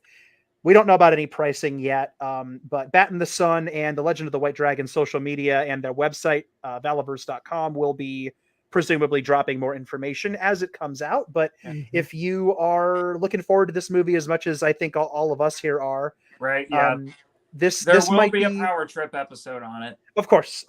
But Henshin Men. Yeah, I don't know about Henshin Men, but we got to get that Shin Kamen Rider episode out first. Yeah, well, it's recorded. I just need to edit it. It'll be out this week. Imagine not having a Shin Kamen Rider episode out yet. Hey, my review's on the website. Go check it out. Yes, KaijuRamenmedia.com. Yes, go do it. But anyway, there you go. Legend of the White Dragon. We got this 2-pack coming out. There are a couple of other superfluous toy things going on. One small thing I'll add at the end. That is not on the list. Is I mentioned it a couple of weeks ago that YMSF put out their Orga, which their open mouth creepy Orga that sold out within a couple hours. A second production run goes on sale tomorrow. That is all. That is my addendum. If you want to go get it, it's about $110 with shipping and taxes and all that fun stuff. I got mine last weekend and I wept over it. Not really, but it was beautiful. It's a beautiful figure. I'd grab it if it wasn't in the other room to show off, but there you go. That's the last thing. Wanted to mention that. Should we talk about the fact that Bandai just became our best friend after losing Power Rangers and gained Ultraman? Yeah, I'm surprised that wasn't in here because I thought we put that in. I'm surprised. I thought that maybe you guys had already covered it when I wasn't on early. You guys didn't talk. Okay, well, we got to talk. No, we were saving it for the collectible news because I thought it was on here. Well, that's all good. We'll cover it now, ever so briefly. There's not a whole lot to say, but it's big news, and that is that Elijah. Drum roll, please. Yes.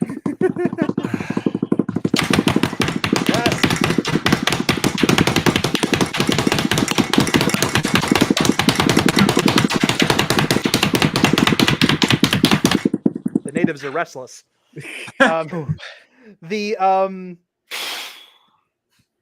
America has become the official big name North American toy manufacturer and distributor for Ultraman. Yes. Which is, as you mentioned before, that's big because their bread and butter for decades in America was Power Rangers, and obviously Hasbro till all are one. Hasbro has that now. Hands are one. Yes. Hasbro has that now. I stole that joke. That is not my joke. But they have Rangers now, and Bandai America had to be like just crap in their pants, right? Like, oh my gosh, what are we going to do? But if Ultraman continues its trajectory of getting as big in the United States as it is, or at least growing beyond just kind of a cult following, this could be incredibly lucrative for Bandai America. And I cannot wait to be able to walk into like Walmart or Target or a Rite Aid or something, and like a grocery store. Rite Aid. I don't know, I don't know. You could find Power Rangers stuff everywhere. I'm not saying this will be as big as Rangers ever was. I don't know. I mean, it could be. I don't know. I doubt it. It doesn't have the cultural cachet that Power Rangers did, because Power Rangers was a phenomenon when it came here. Ultraman has never been a phenomenon. It didn't have that strong start to propel it 30 years into the future, and now Ultraman is going on 60 here. But this could be very, very lucrative, and I don't know what their product line is going to be like because they haven't gotten into specifics. I imagine they'll have similar things to what they did with Rangers. They'll probably have some gimmick toys. Travis might steal Nathan's logo. He stole my logo. Anything, Michael could show up tap dancing. Anything could happen. That's Nathan's fault. He's the one that put that on there. Nathan, stop changing the... He could have changed it to something worse, Travis. True. It could always be worse.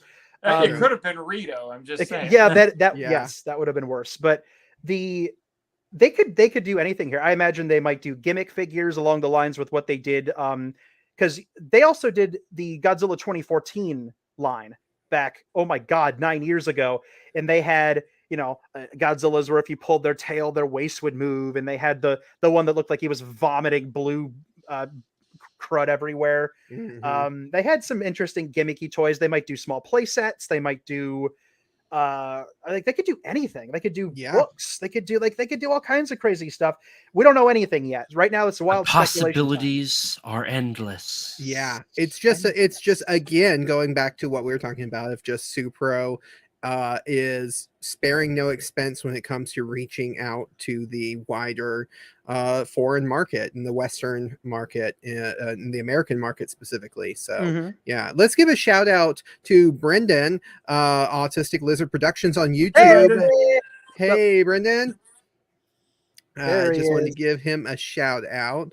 But yeah, so all of that exciting news. Let's move on now because we're getting kind of long in time. We spent a lot of time talking about Oppenheimer, so let's get into mine and Nathan's world, the comic book world.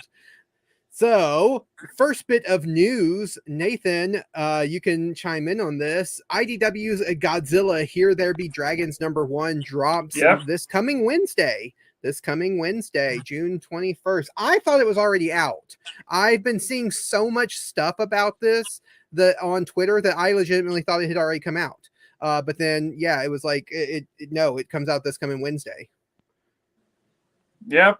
Yeah, and for those who don't know, I have the plot synopsis here. I'm looking at the notes on my phone, which is my apologies if my screen looks a little awkward.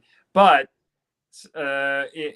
according to IDW.com, in the 1500s, before humanity successfully traveled the entire globe, it was believed that monsters ruled the oceans just beyond the horizon. Here there be dragons was written on maps to denote the areas people dared not go. That is, until Sir Francis Drake circumnavigated the seas, visiting foreign lands and collecting treasure. That's what history tells us, at least. But history does not have the full tale. Monsters did lurk yonder, living on an island that still doesn't appear on any map. Oh, I think I live there now. And among them was the king of them all, Godzilla, from Frank Thierry and Anaki Miranda. I hope I said those names right. The incredible team behind Old Lady Harley comes a Godzilla adventure like Say no hello other. to your fans, Daisy. Say hello to your fans. Hello. Of course, the cat shows up and steals my thunder. Oh yes, the only bigger pain in my butt than you is this one. Oh, I thought Michael was, and the 12-year-old were high up there too. Wow. Continue, Nathan. Continue. Well, no, that's basically it. So yeah, it's a comic that takes place in the 1500s, playing off of that concept, which I had heard the phrase "Here There Be Dragons" for a long time. I didn't know that was actually a thing that was put on maps for a really long time until Sir Francis Drake. The only thing, so the concept is really exciting. And I will do my best to pick this comic up. What I'm a little bit concerned about is this synopsis doesn't talk about characters, so I don't know if it's going to have characters that we're going to follow or not. The artwork for it looks beautiful. We've seen some of the art for it. Yeah, the cover art especially is really great. Yeah, so I'm just wondering if this is purely going to be a concept. A concept-driven comic with, honestly, disposable characters that we're not supposed to be invested in. I don't know. Yeah, I'm not sure either. But I do know I have been seeing the cover art being posted all over Twitter for all of the issues, for a lot of the issues coming up. And issue 3 has Hedera standing in the background, kind of in the mist. Looks like cover. It is so great. It looks like a Jason and the Argonauts style Greek epic, even though I know it's set in the 1500s, but just this giant monster looming in the mist in the background. This is true. This is true, but the way you bring that up, I'm like, if Harryhausen got to do Godzilla, this might have been it. But maybe I've got Harryhausen on the brain because it fits last night. It totally fit. It does feel like a blend between like something Harryhausen would have done, and that which was a style back in the day of that kind of adventure movie that he did post his sci-fi kind of period when he did all when he did a lot of the epics and stuff. So yeah, it fits that. It fits like a Sinbad or something like that. So that Hedera cover looks so good. I that's my favorite one. So I'm a Hedera junkie anyway, but that was going to appeal to me no matter what. But man, with the coming out of the fog. Although I shared that cover when it came out on the Godzilla Novelization Project's socials, and one of my readers piped in the comments and said, "This is beautiful, but how are they going to explain Hedera existing post pollution?" That is a good question. Pre-pollution. Pre-pollution. Yeah, and pre-pollution. I honestly, did I say post? I did say post. Why did I say post? Whatever. How are you going to explain that? And my honest answer was, I don't care. I'm happy to see him. I'm sure they'll come up with something. They might change his origin. Maybe he'll be an alien that came from a planet that was already polluted, and then he came here. Maybe he'll just be a sea monster. Maybe a sea monster. He shows up. We don't get an origin for him. This doesn't seem like the kind of story that he's a mud monster. Yeah, monsters exist in folklore. This doesn't have to be an origin story for all the monsters. It seems to me like it's going to be a story about how people are reacting to the monsters. This is a human perspective story, as is evidenced by all the covers so far of being at a human perspective and looking up at these things coming out of the water or coming out of the mist or coming out of the waves. I think they're going to be more curious about, hey, how are we going to survive this thing? As opposed to, hey, there's no such thing as industrial pollution yet in this particular time frame. So why are they... monster? He's a mud monster. You know what I mean? But it is an interesting question, and it raises questions about like how intrinsic the origins of monsters are to them, and does that stuff how much can you reinterpret that stuff? Going to be existing, again, nuclear bomb. It's the same. It's the same thing. It's kind of the same thing, and that's been established before in plenty of other stories. So it's, again, to me, it was an interesting question, and I love that I got that question because it made me think. But it doesn't. It's not. I don't know. It's fine. I'm not going to lose any sleep over it. I'm happy he's in there. It's just cool. Yeah, to see him in that setting. Very interesting. I like what they're doing with the IDW Godzilla comics right now of exploring different takes on the creatures and on the monsters, because we got back in the day, we got the standard, stock standard Godzilla ones, and you still do with Godzilla Rivals and stuff. You're still getting some of the stock standard ones, but then you get like the all ages books, or the young readers Monsters and Protectors. Yeah, Monsters and Protectors and stuff. So you're getting these like different perspectives, and now this one is like completely different, completely original. I would like to know, because the creative team, I can't remember. I was dealing with the cat, so I can't remember if you said the creative team. It's in the notes. Yeah, well, I know that, but I didn't know if you had read it. I had. So I want to know who pitched this. Was it somebody? It was me. I pitched it. Yeah, I know, right? It's like this is such a. It's almost like a no-brainer. Like we were saying, like it's Harryhausen meets Godzilla. It's perfect. But like, because this is just something I wouldn't have expected being done in comic book form or for Godzilla and the Godzilla franchise. So I would just like to know, was this, somebody pitching the idea to them and they're like, yeah, go for it? Or was this an idea that came from like the higher up creative team, and then they were like, let's find a creative team who works with it? I don't know. It's just such an interesting idea that I'm just curious about that. Nathan, you want to move on to the next story? All right, give me a second here. I just wanted to say something real quick. Go ahead, Elijah. Hold on, Nathan. Hold on. Hang on. I just wanted to say one thing. That was brilliant, Mr. Marchand. Also, moving on. while Nathan is shut up for a second, let's give a shout out, Brendan. So, when are you guys going to have me on your show someday, Brendan? We will definitely have you on sometime soon. We'll talk to you and get you on, because we definitely want to do some. People will call your people.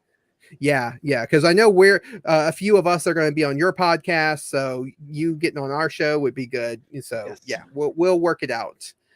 All right, Nathan. Now you may proceed.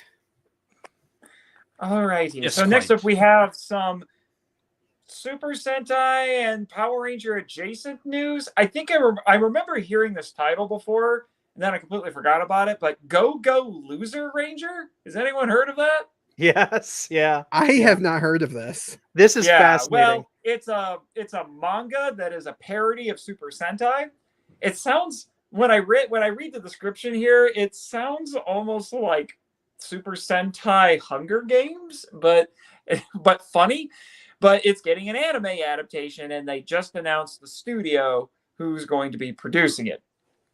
So I got this from CBR, so Comic Book Resources. Quote, the anime adaptation of Neki Haruba's manga will be produced by Yostar Pictures. This production company is known for creating the anime Arc Knights, Blue Archive, Azure Lane, Soriro Utility, I hope I said that right, and more. Additionally, Keiichi Sato, Tiger and Bunny, Gantz Zero, Inu Yoshiki will direct, and Keiichi Ochi, Hina Matsuri, Mono Gatari. I hope I said that right. Monogatari. Yeah. Okay. Will write it. There is no official release date at the time of writing. However, it was speculated that the series will debut in early 2024. Yeah. So I don't know anything about this. I don't know anything about this anime, or even about what it's based on, the manga that it's based on, but I do know some of the names that are involved in it. So we're talking about, Keiichi Sato did Tiger and Bunny. Love Tiger and Bunny. One of my favorite animes. It's such a great. Yeah, Tiger Bunny's pretty good. I have to see the second season. I've seen the first 24 episodes. Yeah. I love any time that a Japanese creator does their take on American superhero like tropes, because the tropes for superheroes in Japan are so different than what they are in America, and so it's such a fun kind of. It's so weird whenever they cross over the two. Right. So that and My Hero Academia, it's really kind of interesting. But yeah, so and Inuyashiki is I think that's the sequel series to Inuyasha that came out recently. Okay, that makes sense. So you got this person who's a pretty decent director, who, and also writer, who's writing this. So I mean, I'm not against watching it. I just don't know anything about it. About the source material, because like I said, the description I read, it sounded like it was kind of like the Hunger Games with Super Sentai, but the whole idea is that all of these televised battles are being done to maintain a false veneer, to maintain to make the public think that there's still a conflict going on when there isn't. Basically. Yeah. So it sounds kind of interesting. Like I said, it's a Super Sentai parody. It sounds like it could get, I'm guessing, sounds like it might be a little cynical and dark, judging by that name. So it's not like Shinesman, which is very absurdist. Shinesman was a manga, and it had a couple of OVA anime episodes in the 90s. You can watch it on YouTube. If you want to get nuts, you can track down the DVD of it. I'm guessing Elijah had to leave. So bye, Elijah. So I don't know. We'll have to wait and see on that one. But if it gets released in Japan early 2024, maybe it'll probably get here maybe mid 2024. Yeah. So we'll see.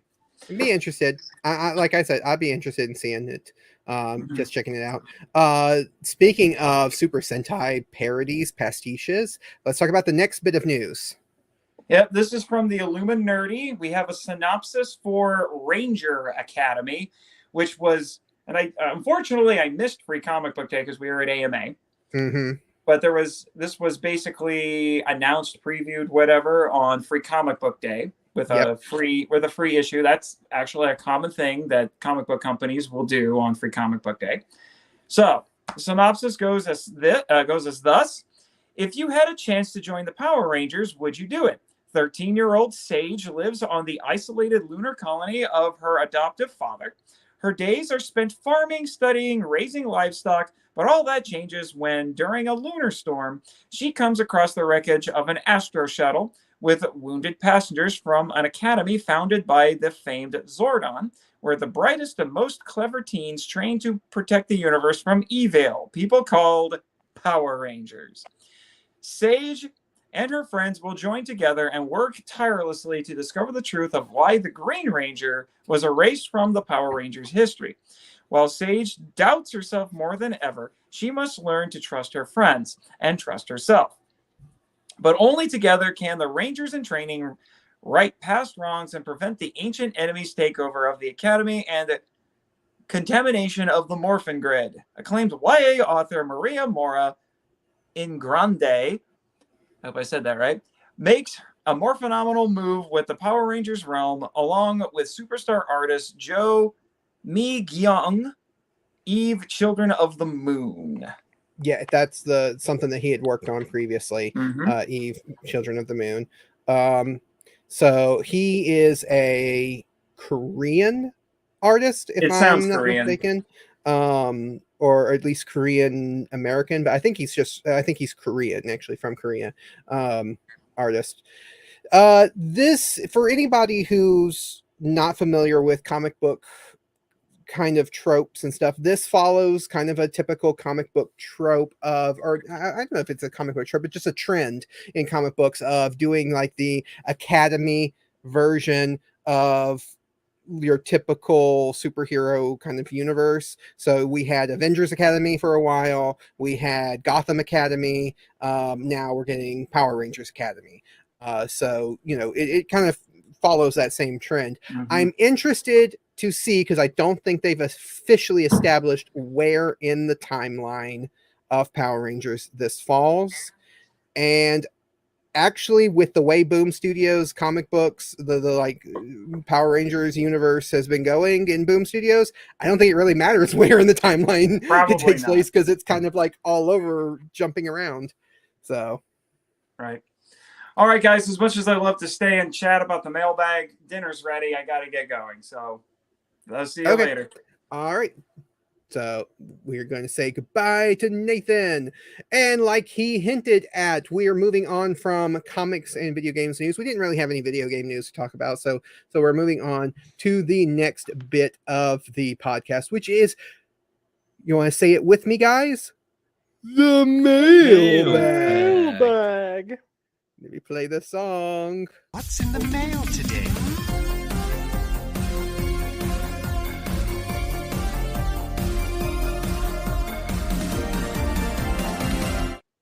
And we have actual mailbag to talk about this week. Nice. So we have from our friend Robert Montserrat sending us over Twitter.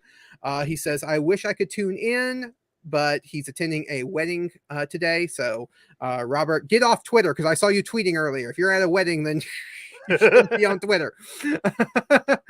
But he says, I'll be there in spirit. He says, I guess a good question would be, what are you guys looking forward to at G-Fest? And that's for the two of you, because I'm not going to be at G-Fest. So what are you looking forward to? I don't know. I feel like Elijah and I might have the same answer. Elijah, what are you most excited for G-Fest? Elijah, tell the people. Is this the conversation we had a few days ago? Yes. But with much less profanity, and we can keep the making fun of Nate part. He's gone now. What's he gonna do? I'm sorry, that's not true. So Elijah and I were chatting about G-Fest just over the phone the other day, and we were talking about how incredibly special last year was, with how it was just this perfect culmination of like a collective like just stress relief because we hadn't all been there in years and we wanted to see each other. And then people who like I'd never met Elijah face to face before last year. Same with a couple of other people. But yeah, like the fact that this next year following up on that, yeah, that's all I'll say. That's a good lead in. So Elijah, am I correct in predicting that I'm on to what you're most excited about? You are. It's so actually earlier today I read a post on Facebook. I sounded like an old person. I'm sorry. I was reading the first post on Facebook earlier today. I read this post. I read a post about this great. I was looking for a cheaper alternative to my insurer, and my prune juice. Anyway, I'm sorry. But so it my was thermostat's up to 92 right now. Old. Oh, Yeah, God. whatever. It was a post about a mother got her son tickets to go to G Fest, and she was like, "Is he gonna really enjoy it? Like, is it really worth it?" And I mean, I feel like there was a back and forth in the comments that preceded that was a fair back and forth. But I read one that specifically brought up how G Fest is not just the guests like All Monsters Attack is. G Fest is about the community. It's a community driven event. And it's like Asgard. It's not a place, it's the people. G Fest is I personally I don't even know how many years I've went more than twice, but not as many as Danny. That's a riddle. No, I've been to so many is this year going to be my 12th G Fest? I think it might be. Man, I've been if going I since lived I was nearby, I would love to be able to go. It's nice having a 4.5 hour drive. It's Mhm. it's a nice little road trip. Instead of 13. Yeah. I felt that. So it's one of those things where G Fest. I'm excited to just be with everybody. There's some people that aren't going that I'm a little disappointed aren't going. I mean, I would love to hang out with Avery and Matt and a few other people. Mm-hmm. And there's this other guy. What's his name?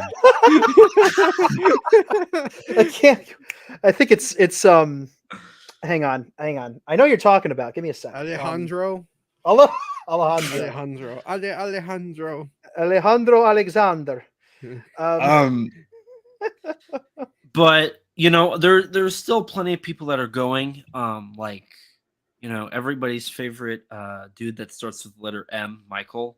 I'm really excited to see that that experience during Michael's first G Fest is going to be something. I want him to try the kaiju blood. I want him to try that.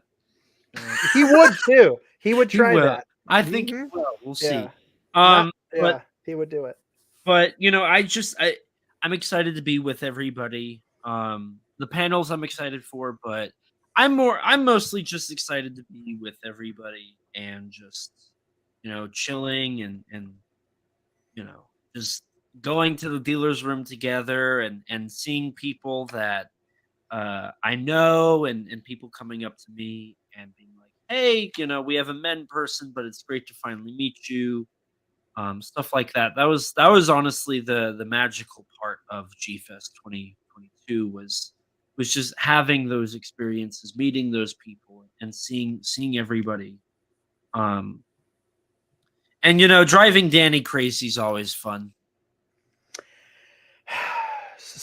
Whatever you say, man. It's frankly, I feel like you don't drive me crazy. There are other people that you drive crazy, but you don't drive me crazy. Listen, we have 4 days. Michael crazy is going to be fun. I feel like Michael and I get along great in person. Personally, I think we're like two peas in a pod. Well, the last time I saw you guys hanging out, one of you was Which one of you was floating air biscuits in the hotel room? Was that Michael? Or was that Travis? That was Travis. Okay.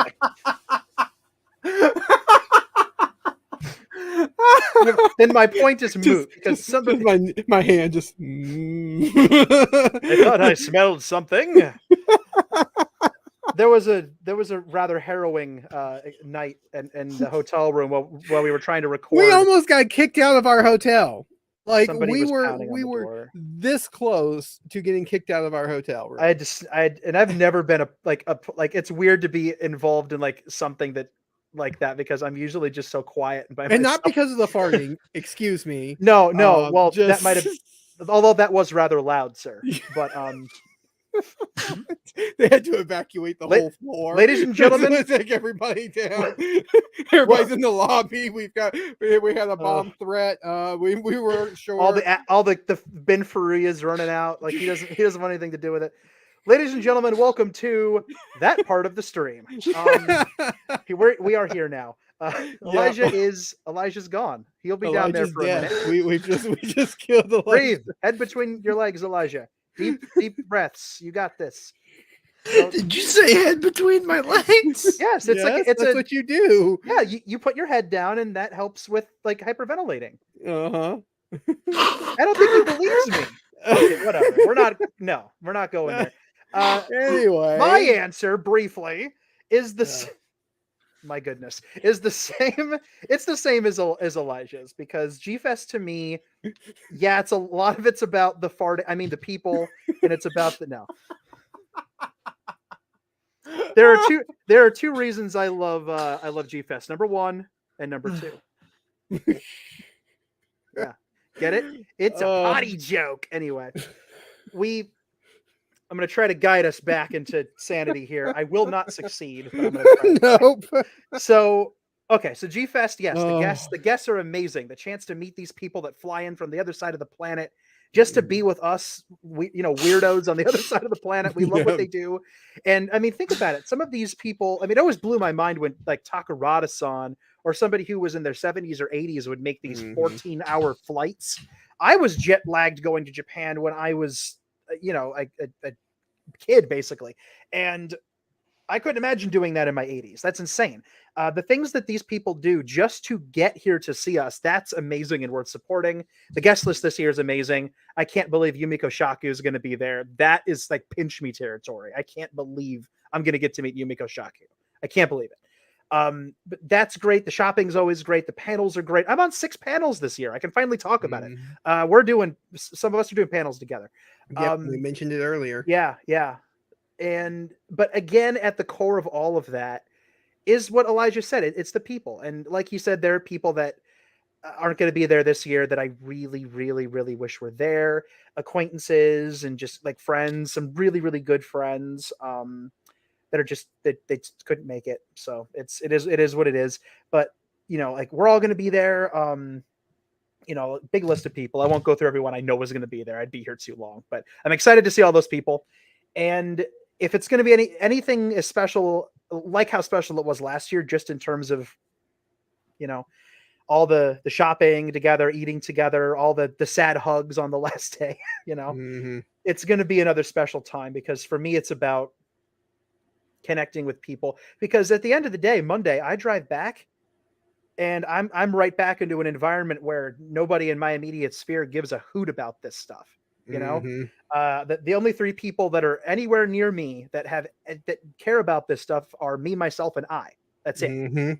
Yep. I have friends who are like, that sure is different. Have fun with that. And I have, family members who love me and support me and, will, come with me to cons and like, they're great. But, I don't live near fan friends, I just don't have that. So the minute I come back, it's like the switch gets flipped back into the off position and I'm back at my desk job and I'm just like, okay, I got to go back to, and I love my job and I love my friends here, my family here, but G-Fest is the only place where all of that good like camaraderie comes together for me. And I have to wait, I have to wait a year to come do that. And it sucks. We get to let our, Kaiju freak flag fly. And it's one weekend out of the year and it's beautiful. It's a beautiful thing. And it's much more fun to let your freak flag fly when you can fly it with friends. And yeah. It's like it's the only time I can wear my hashtag Justice for Baragon shirt, and Somebody people will get actually, somebody will know what I'm talking about. So it's like, yeah, I would Somebody will love get it. there. Yeah. Almost all my shirts from shameless plug for my buddies at Aardvark Tees. They're always at G Fest. They sell the best shirts at the con, in my humble opinion, and I always get new shirts from them. I'm excited to see them again. They're on my list. But if you've ever seen me on these streams and I'm wearing like a really cool kaiju shirt, I can pretty much guarantee I got it from them. And once I leave the con, nobody knows what the heck any of that means. It's like, what's that? But I go in, everybody knows what it is, and it's nice to be understood. I like that. Yeah. Again, I wish I could make it. We wish you could too, man. Yeah. Wait a minute. You were who we were thinking of earlier. Okay. Yeah. I'll send Daisy in my place. There you go. Wait a minute. Okay, before we move on, speaking of weird things we were petting, I got a text from Michael asking what I was like, because while you were talking, I was messing around with something in my hand, and I wanted to, because he was very confused. So I wanted to show this. Oh yeah, I have this little dinosaur here that I was messing it's a dinosaur around with. fetus. It's a little dinosaur fetus. Actually, this is mine. I made this. So I Oh, I didn't know you made that. Yep, I sculpted this by hand. This is my dinosaur. Wow. Yeah. That's so cool. I keep saying one day we're going to feature you in the magazine. I would love to be, because I don't show off my art that much. But yeah, this is hand sculpted oven bake clay. You can't really see all the detail on it, but yeah, if anybody was wondering what the heck I was like sitting here, because I was trying to do like a James Bond thing, where I was just, you had your cat and I was like, I'm gonna pet this dinosaur. So if anybody was like wondering what the heck this was, it's a dinosaur baby. He hasn't been painted yet, but I had a dinosaur baby. Well, so you're welcome. The fetus look of it, I might not paint it. I might not paint it. I might give it a wash just to bring out the scale texture, because there are thousands of scales on this thing. It took me. Yeah, I see a few of them coming through even on camera. So I know you've got to have some. Yeah, it took a long time, but anyway, that's slight deviation. But yes, if anybody was wondering what the heck that was, it was a dinosaur baby that I made. So back he goes. We had another tweet from a listener, a longtime listener, because I used to listen back when me and Michael used to do this on just as a podcast, not as a live stream, Spideris. But I think I'm going to save Spideris's for next week. Because it's one that I want to talk a little bit more about in detail, and we just don't have the time to do that. So Spideris, if you are listening, I'm sorry that we couldn't read out your question this week, but we will do it next week, I promise, because I do want to kind of dig into it a little bit, even though I know Elijah's not going to be happy with some of the answers. So that's going to do it for this week. Before we start giving our selfless plugs, selfless. Where I'm going to plug Danny's going to plug Elijah, and then so no, I do want to say, if you are listening to this live, or if you're listening to this later on YouTube, make sure to like the video, make sure to subscribe to our YouTube channel, because we are trying to grow the YouTube channel. We're planning on doing more videos, more stuff.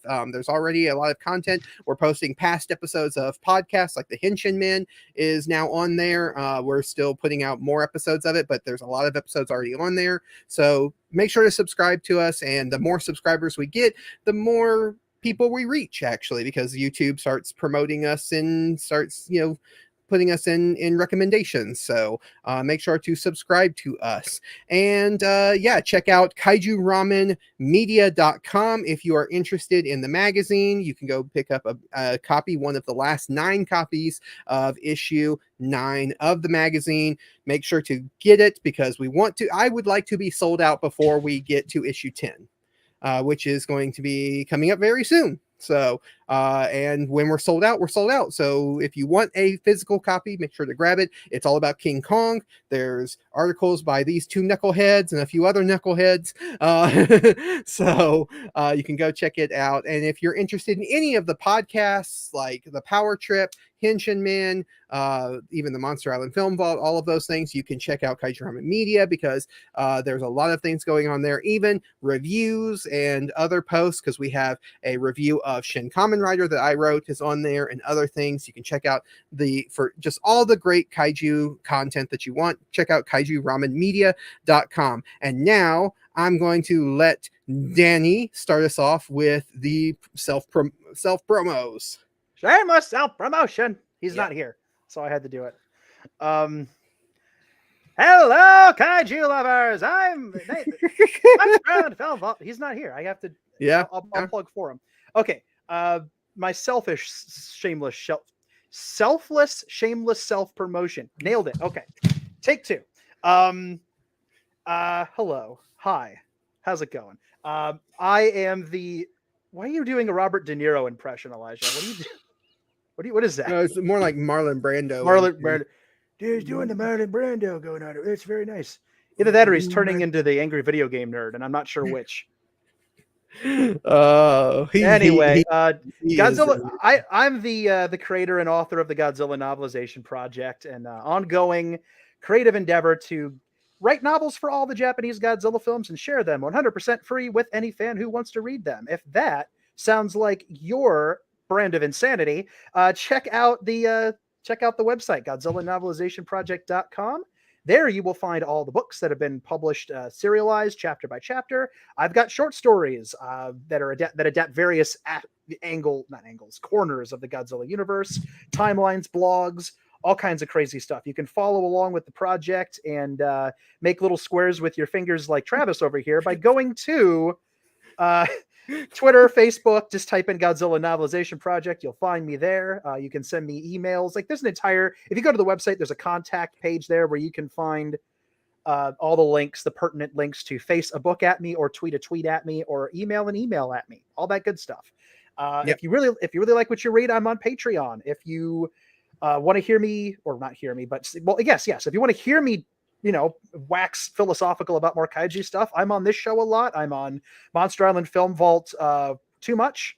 I'm wax on, wax off. I've been on a bunch of different podcasts. I've been all over the place. I've been on the Power Trip. I've been on Henshin Men. I've been all over the place. I write for Kaiju Ramen Magazine and Kaiju Ramen Media. I do all kinds of crazy kaiju related stuff. And yes, I'm also going to be at G-Fest doing 6 panels, which is going to be crazy. And I'll dump that stuff on my social media the closer we get to the con. But I'm all over the place and I love it. It's a good time. Elijah, your turn.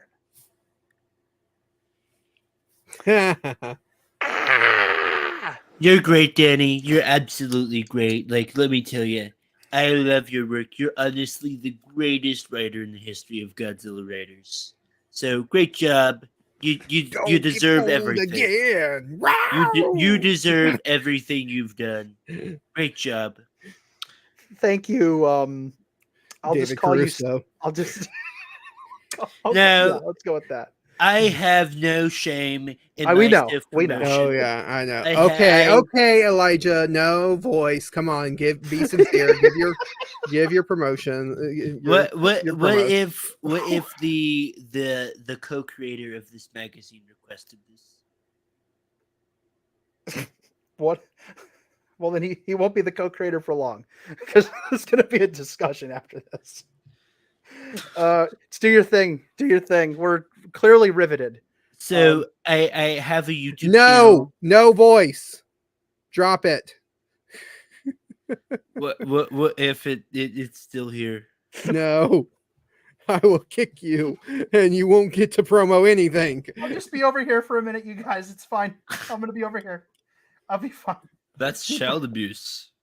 Oh dear. All right. Well, it's been fun. See you guys. We're at 2 hours and 8 minutes. Michael's not here. Go check him out. Power Trip. podcasts. Check out Nathan, Monster Island Film Vault, because he Or left, don't. So You know, yeah, and the I'm- Power no. Trip and Henshin Man. I'm kidding. And see his stuff that he has written in the magazine as well. Yeah, and Brandon Fake Nerds podcast, because he couldn't be here either. So and that's it. And we will see you guys next week. I'm gonna put my sunglasses on because I wanna go out. I wanna go out to Kenny Loggins. Yeah. Hey guys, look, I have a little crown. See it? I have a little crown. Yeah, I got a little kaiju crown. Okay. I'm gonna do the rest of the stream like this. I'm gonna do this. Come on, Kenny. Danger zone us. We're going danger zone. No, we would get copyright struck so fast. No. See you guys later. Bye. Wait a minute, we have to control the population. Oh yeah, help control the giant monster population. Have your sunglass wearing children spayed or neutered. Elijah, no. Elijah, no. Bye, everybody.